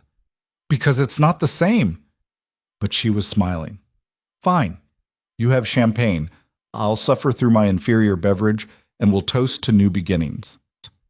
They ended up on the terrace overlooking the gardens, the Miami skyline glittering in the distance. Victor produced an expensive bottle of champagne and poured sparkling cider for Elena with exaggerated ceremony. "To new beginnings," he said, raising his glass. "To second chances," Elena added. "To our family." Victor's hand found her stomach, his touch gentle and reverent. They clinked glasses and drank, the moment feeling suspended in time, perfect and fragile and full of promise. "I have something for you," Victor said suddenly, setting down his glass and reaching into his pocket. He pulled out a small velvet box, and Elena's heart stuttered. "Victor, we're already married." "I know." He opened the box to reveal a stunning diamond necklace, delicate and elegant. "This isn't an engagement ring. It's something else. Something I should have given you a long time ago." He moved behind her, lifting her hair to fasten the necklace around her throat. The diamonds caught the moonlight, sparkling against her skin. "Do you remember what you said to me on our wedding day?" Victor asked, his hands resting on her shoulders. "Right before we walked down the aisle." Elena thought back to that day 2 years ago, to the nervous girl she'd been. "I said I was scared. And I said I would never give you a reason to be." Victor turned her to face him. "Then I broke that promise by keeping secrets, by letting my work come between us, by not fighting hard enough for us when you left. This necklace is a new promise, Elena. I will never take you for granted again. I will never let you doubt how much you mean to me. And I will spend every day proving that choosing me was the right decision." Tears streamed down Elena's face. "You already have, Victor. Every day since you found me in that parking garage, you've shown me who you really are, and I love what I see." They kissed under the stars, two people who'd been broken apart and forged back together into something stronger. When they finally pulled apart, Elena rested her head on Victor's chest and watched the city lights below. "I have something to tell you," she said quietly. Victor's arms tightened around her. "What is it?" "I went to the doctor yesterday for an additional checkup." Elena felt her smile growing. "Doctor, Chen wanted to do another ultrasound because she thought she heard something unusual during the last visit." Victor pulled back, concern etching his features. "Is something wrong? Is the baby—" "The baby is fine." Elena couldn't hold back her grin any longer. "Babies, actually, plural." For a moment, Victor just stared at her. Then understanding dawned, and his expression went through a rapid series of changes: shock, disbelief, wonder, and finally pure joy. "Twins?" His voice cracked on the word. "We're having twins?" "We're having twins." Elena laughed at his stunned expression. "Dr. Chen said the second heartbeat was hiding behind the first, which is why we didn't catch it earlier. But there are definitely 2 babies in there." Victor dropped to his knees, pressing his face to Elena's stomach with something like reverence. "2 babies," he whispered. 2 perfect, healthy babies. "We're going to need a bigger nursery," Elena said, running her fingers through his hair. And two of everything. And possibly a nanny because I don't know how we're going to handle two newborns alone. Victor looked up at her, his eyes shining. We'll figure it out. Together. Just like we've figured out everything else. Together, Elena agreed, pulling him to his feet. Always together. They stood there on the terrace, wrapped in each other's arms, as Miami hummed with life below them. Somewhere out there, Marco Santos was running the empire Victor had built. Somewhere out there, people were making deals and breaking laws and living the life Victor was leaving behind. But here, in this moment, none of that mattered. All that mattered was the woman in Victor's arms, the two lives growing inside her, and the future they were building together. I never thought I'd have this, Victor said quietly. A real family, a clean life, a chance to be something more than what my father made me. You always had the chance, Elena replied. You just needed someone to believe you could take it. And you believe in me? Elena pulled back to look at him, this man who'd been a stranger, then a lover, then a husband, then almost lost forever. This man who'd tracked her down and fought for their marriage and was now willing to dismantle everything he'd built for a chance at redemption. I believe in us, she said, and that's enough. Victor kissed her then, slow and deep and full of promise. When they finally went inside, hand in hand, Elena felt something she hadn't felt in months. Hope. Real, solid hope that they could make this work. That the past didn't have to define the future. That love, combined with determination and honesty, could overcome almost anything. Later that night, as they lay in bed with Victor's hand resting on her growing belly, Elena thought about the journey that had brought them here. The betrayal that wasn't, the separation that had nearly destroyed them, the warehouse confrontation that had changed everything. What are you thinking about? Victor murmured in the darkness. How lucky we are, Elena said, that we got a second chance, that we didn't give up on each other, even when it would have been easier. Giving up on you has never been an option. Victor pulled her closer. You're the best thing that ever happened to me, Elena. You and these babies, you're my whole world. Elena smiled against his chest. Good, because you're stuck with us now. Exactly where I want to be. They fell asleep like that, intertwined and at peace, ready to face whatever challenges tomorrow would bring. Together. The foundation became Elena's obsession over the following months. While her belly swelled with twins, she threw herself into building something meaningful from the ashes of Victor's former empire. They named it Primavera, spring, renewal, new beginnings. The office space Victor secured was in one of Miami's most neglected neighborhoods, a deliberate choice. Elena spent her days interviewing potential staff, designing programs, and meeting with community leaders who were understandably skeptical of a crime boss's sudden philanthropic turn. Mrs. Moretti, one community organizer said during their third meeting, her arms crossed defensively.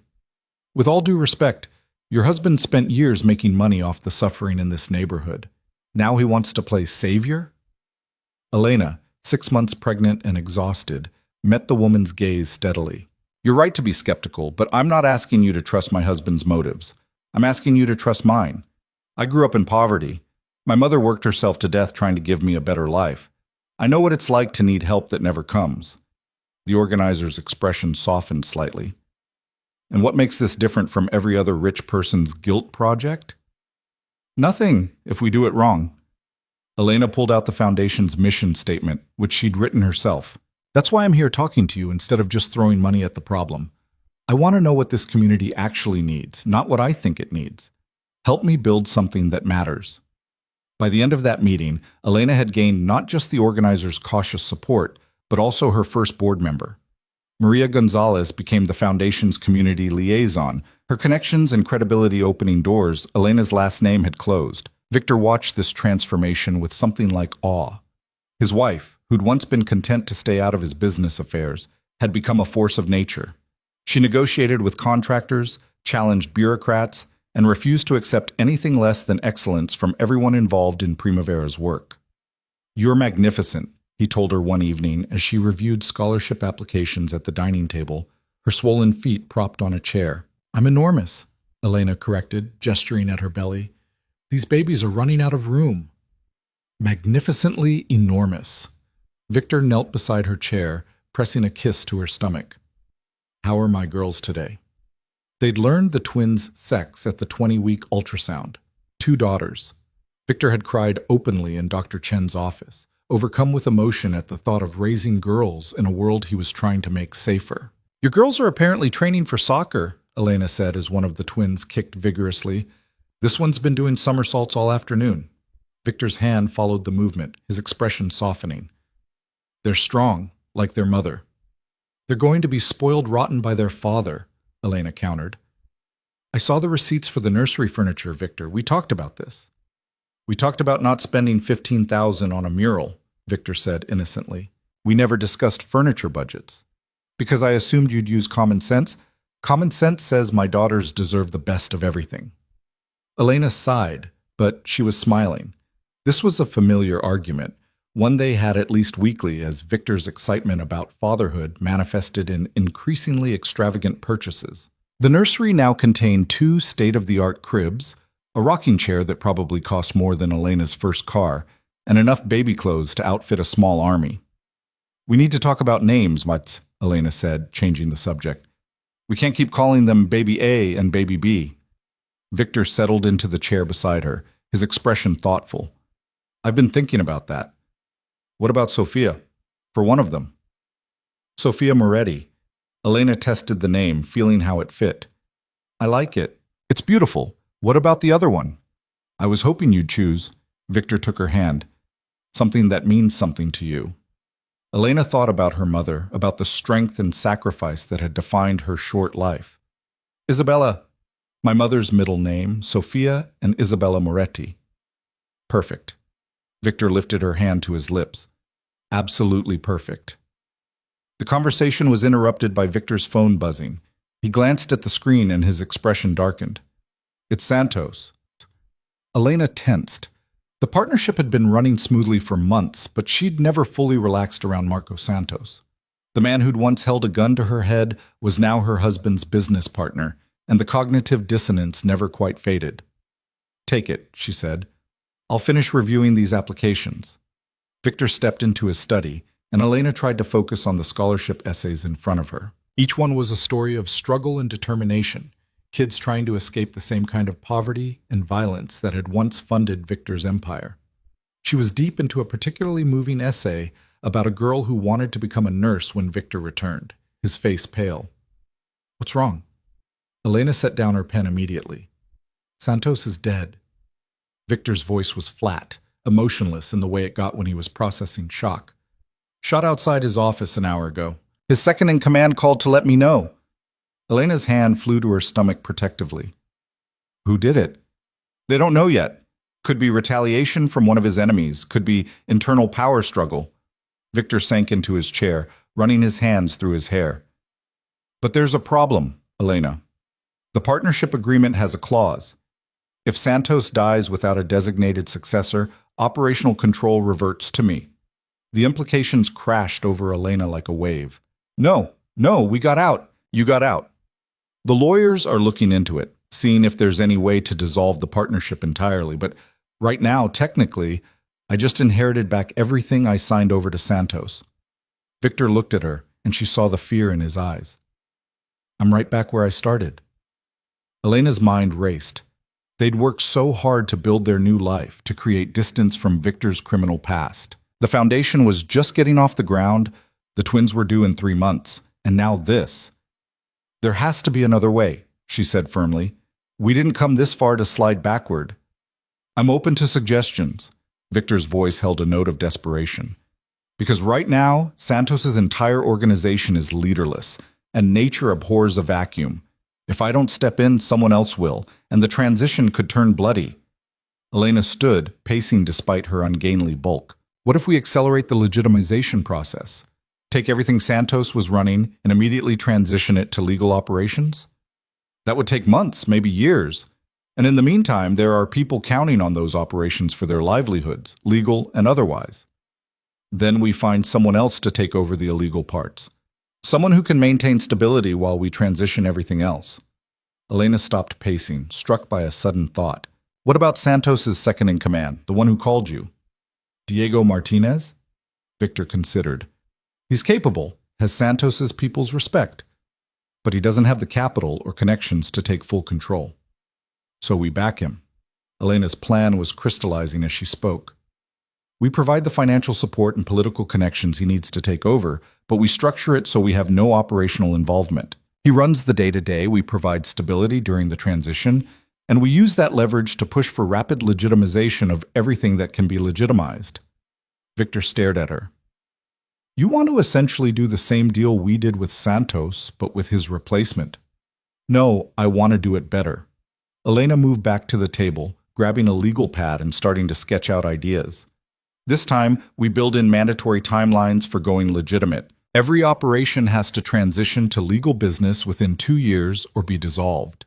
We make Martinez a partner in the legitimate ventures, so he has incentive to make the transition work. And we establish clear exit terms, so when everything is legal, we can walk away completely. And if Martinez doesn't want that deal, then we find someone who does. Elena met his eyes. Victor, we have leverage right now. We have the money, the connections, the legitimacy that whoever takes over will need. We can dictate terms in a way you couldn't when Santos had a gun to my head. Victor was quiet for a long moment, his expression shifting from despair to consideration to something like hope. It could work. It would be risky, but it could work. Everything we've done has been risky. Elena reached across the table to take his hand. But we've made it work every time. We can do this. The next week was a blur of meetings and negotiations. Diego Martinez turned out to be more reasonable than Santos had been, perhaps chastened by his former boss's violent end. He listened to Elena's proposal with careful attention, asking smart questions and pushing back on terms that were too restrictive. 2 years is aggressive, Martinez said during their third meeting. Some of these operations are deeply entrenched. Transitioning them that fast could cause instability. Then we build in phases, Elena countered. She was 7 months pregnant now, her energy flagging but her mind sharp. Year 1, we transition the most straightforward operations, the shipping companies, the real estate holdings, anything that's already quasi-legitimate. Year 2, we tackle the harder stuff with the infrastructure we've built.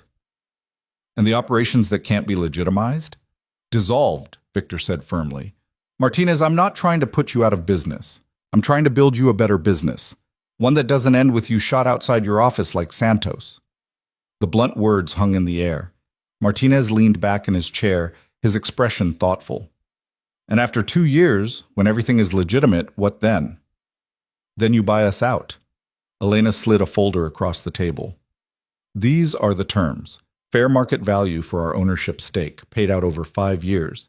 You get full control of a legitimate, profitable enterprise. We get our complete exit. Martinez reviewed the terms carefully.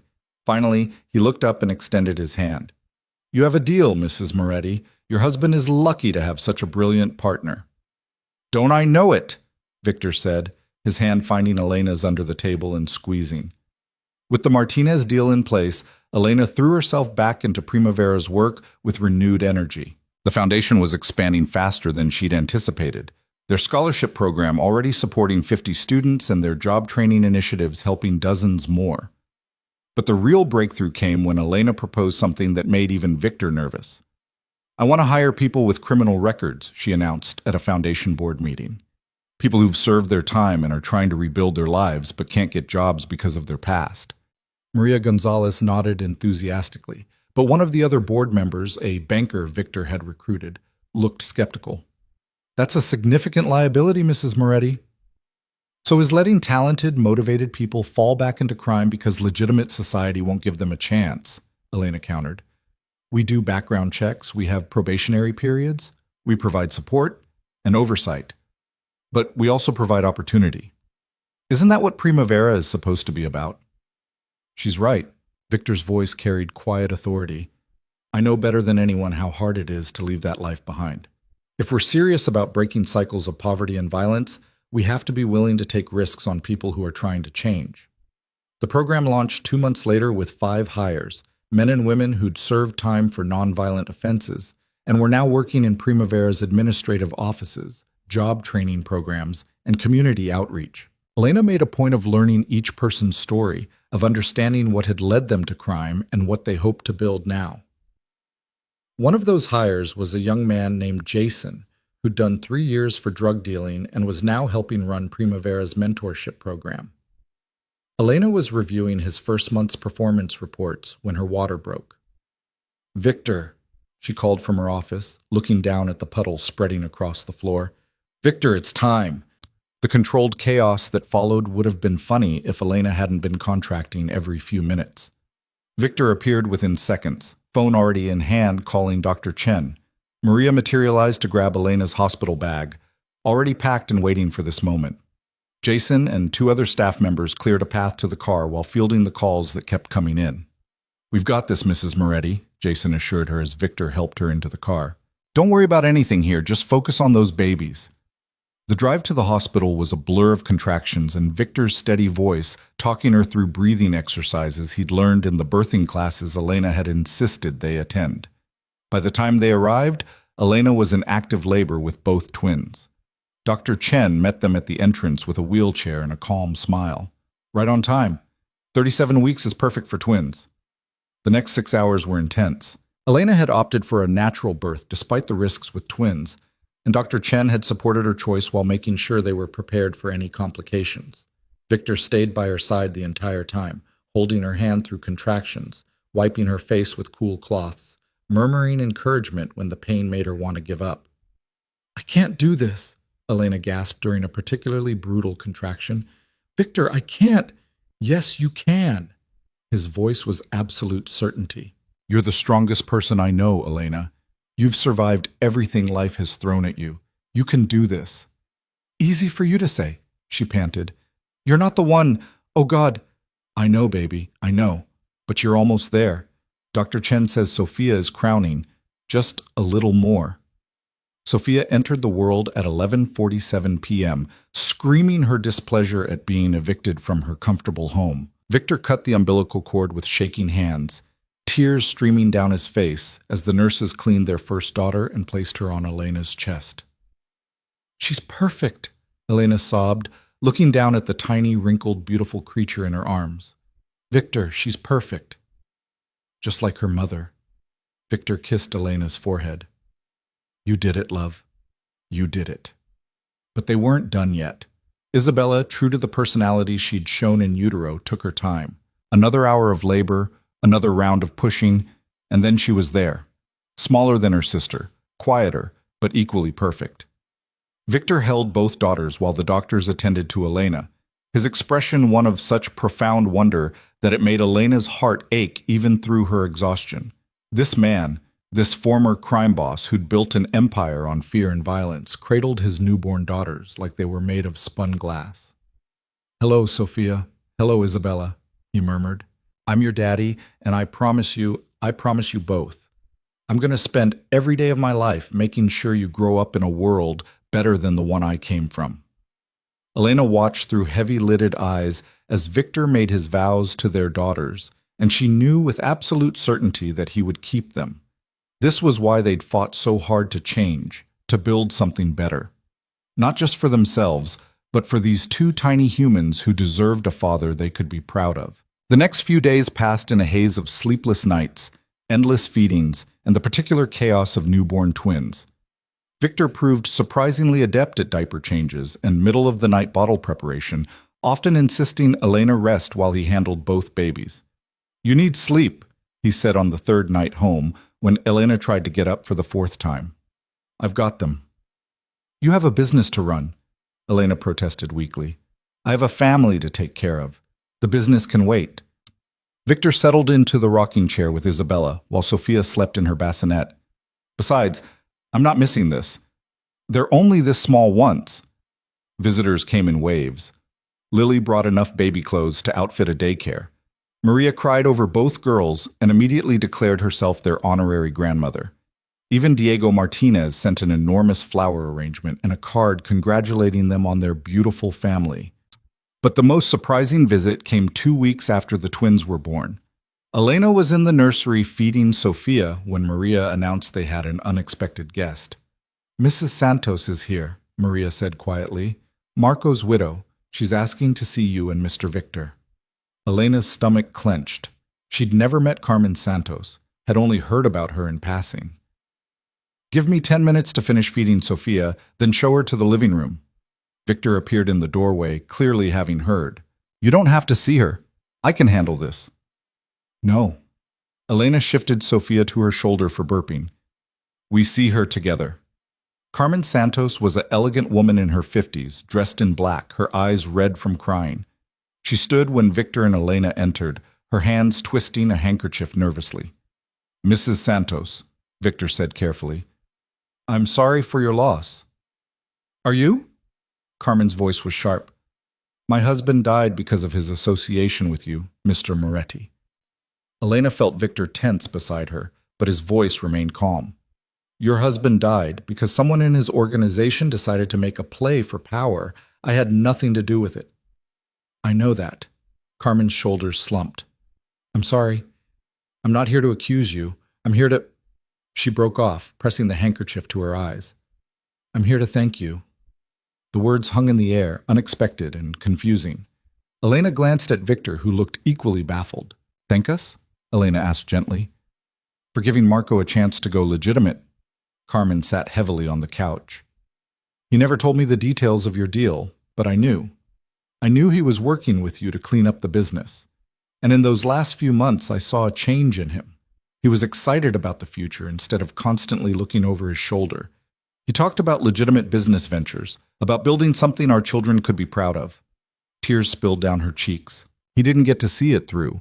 But the fact that he tried, that he wanted to change, that means everything to me. So thank you. Thank you for giving him that hope, even if it came too late. Elena found herself moving to sit beside Carmen, taking the older woman's hand. I'm so sorry you lost him. I know that doesn't help, but I am.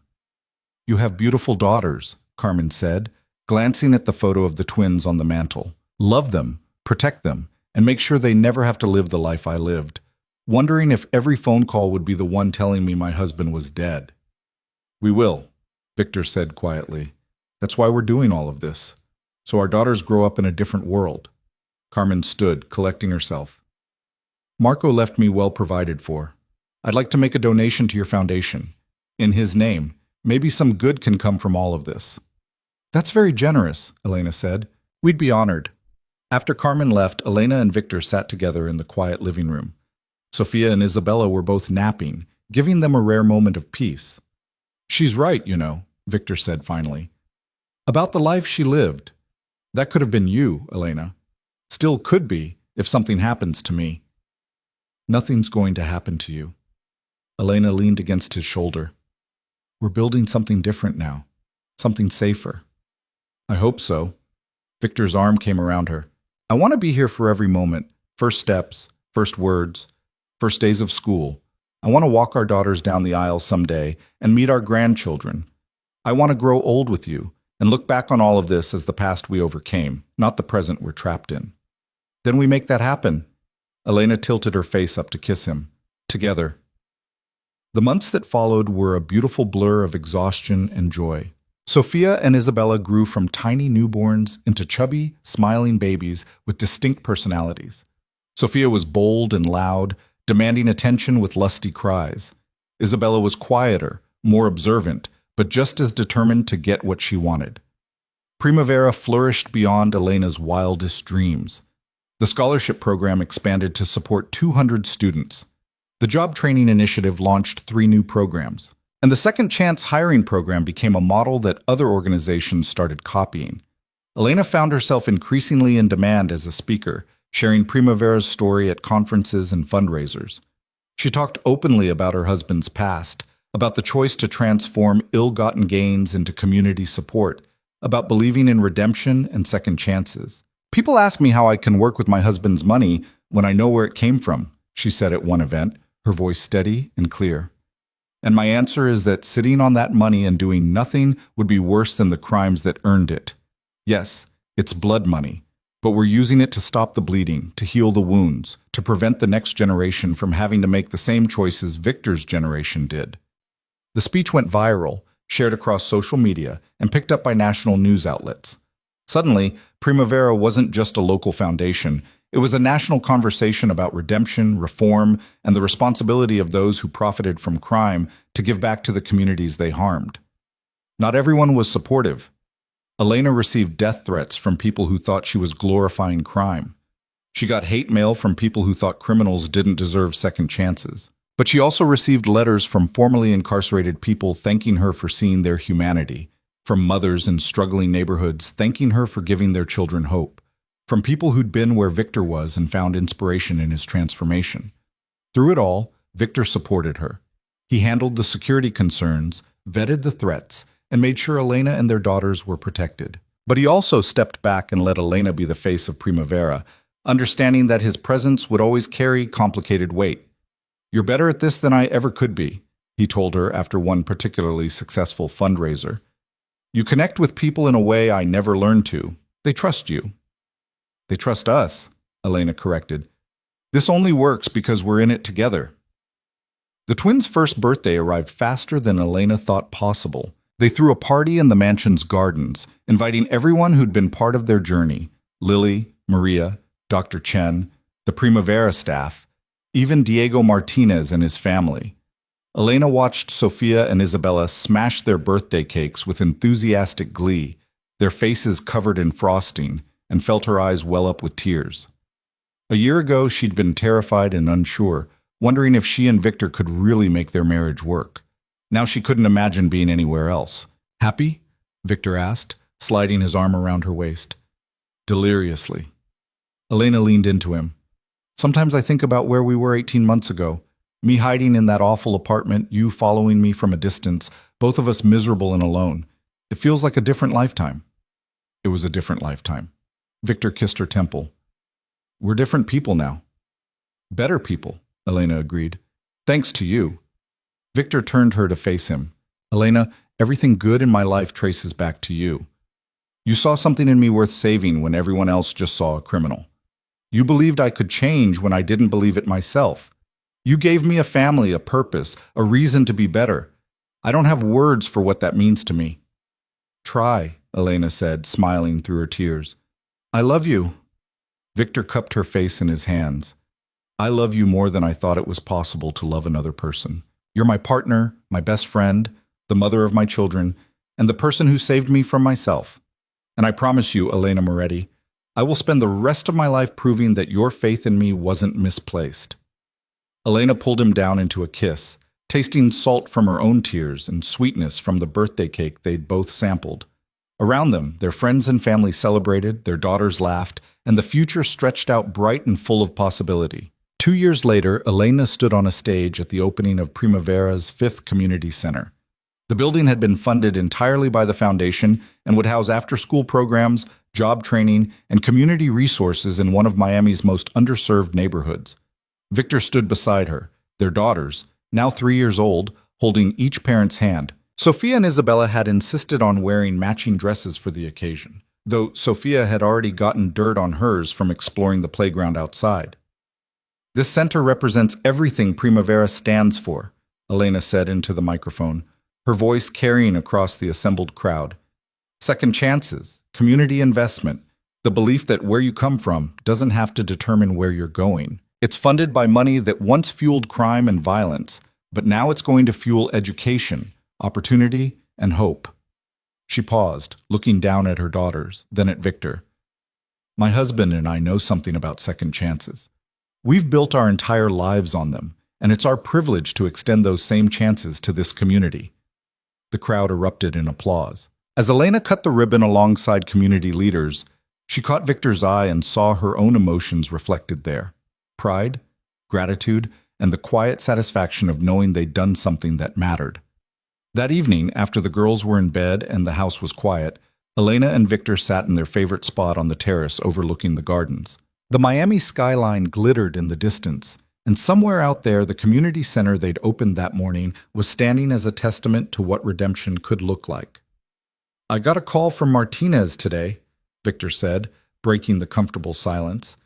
"He's ready to buy us out, 6 months ahead of schedule." Elena's head whipped toward him. "Really? Really?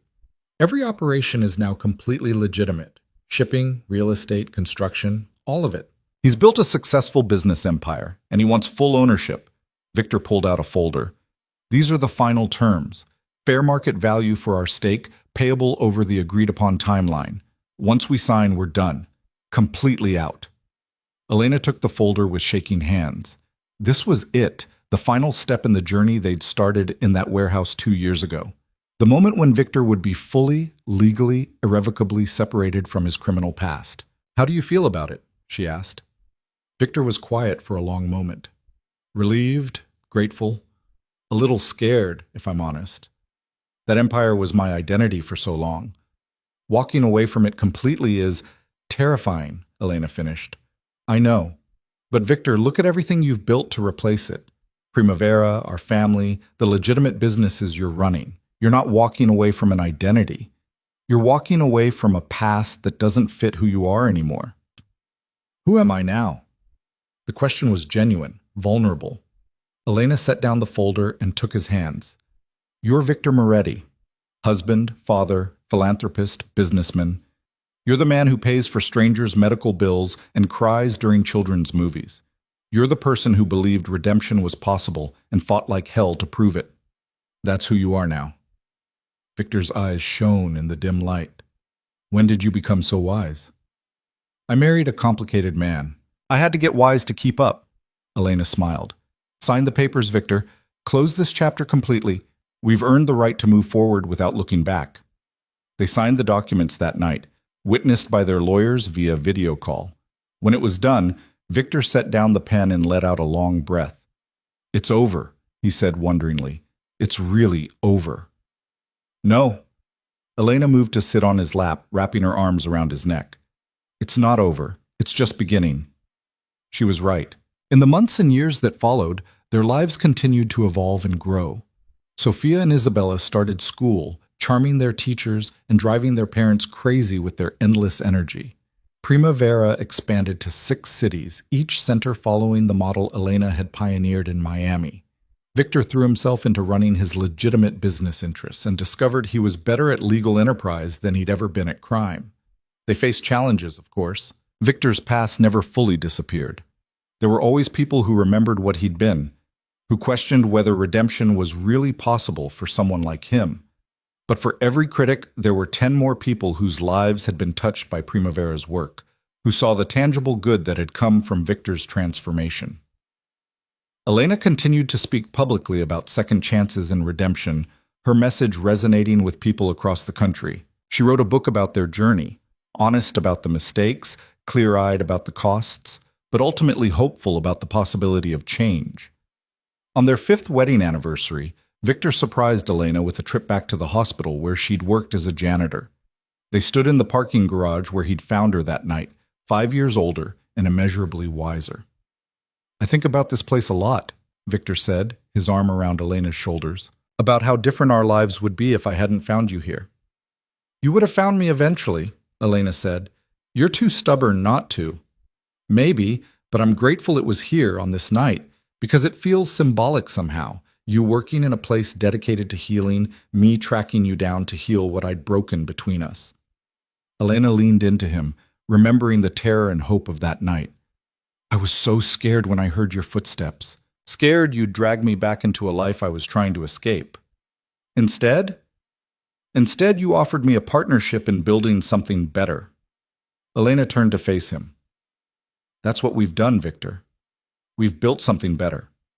For ourselves, for our daughters, for everyone Primavera touches.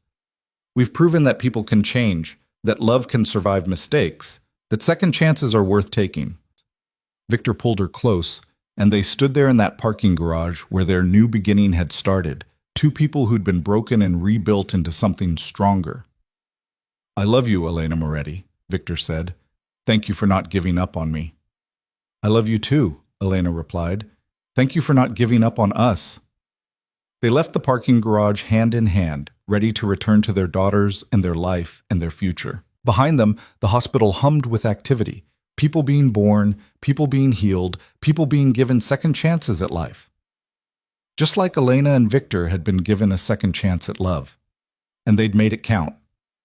10 years after that night in the parking garage, Elena stood at a podium in Washington, D.C., testifying before Congress about criminal justice reform. She spoke about Primavera's success, about the hundreds of formerly incarcerated people they'd helped rebuild their lives, about the power of believing in redemption. Victor sat in the audience with Sophia and Isabella, now 12 years old and already showing signs of their mother's brilliance and their father's determination. They watched their mother speak truth to power, and Victor felt his heart swell with pride. This was the life they'd built, not perfect, but honest, not without struggles, but full of purpose, not erasing the past, but refusing to be defined by it. After the testimony, as they walked through the Capitol building, Sophia grabbed Victor's hand. "Dad, when I grow up, I want to help people like Mom does." Victor looked down at his daughter, seeing Elena's compassion reflected in her young face. "Then you will, sweetheart. You can be anything you want to be." "What about you?" Isabella asked. "What did you want to be when you were growing up?" Victor thought about the boy he'd been, raised in violence, groomed to take over a criminal empire. "I wanted to be powerful," he said honestly. "I wanted people to fear and respect me." "And now?" Sophia pressed. "Now I just want to be a good father, a good husband, a good man." Victor pulled both daughters close. "And I want to use whatever power I have to help people instead of hurt them. Like Mom does with Primavera?" "Exactly like Mom does with Primavera." They found Elena waiting outside, her face flushed with the adrenaline of the testimony. She looked at her family, her husband, her daughters, the life they'd built together, and felt overwhelming gratitude for the journey that had brought them here. "How'd I do?" she asked. "You were amazing," Victor said, pulling her into a kiss that made their daughters giggle and protest. "Gross, Dad," Sophia said, but she was smiling. "You'll understand when you're older," Victor promised. As they walked out of the Capitol building into the bright sunshine, Elena thought about all the moments that had led to this one. The betrayal that wasn't, the separation that had nearly destroyed them, the warehouse confrontation, the twins' birth, the foundation's success, and all the small daily choices to choose love over fear, hope over cynicism, redemption over resignation. Their story wasn't a fairy tale. It was messy and complicated and real, but it was theirs, and they'd fought like hell for every moment of happiness they'd found. Victor's hand found Elena's, their fingers intertwining with the ease of long practice. Their daughters walked ahead, already arguing about where they wanted to go for dinner.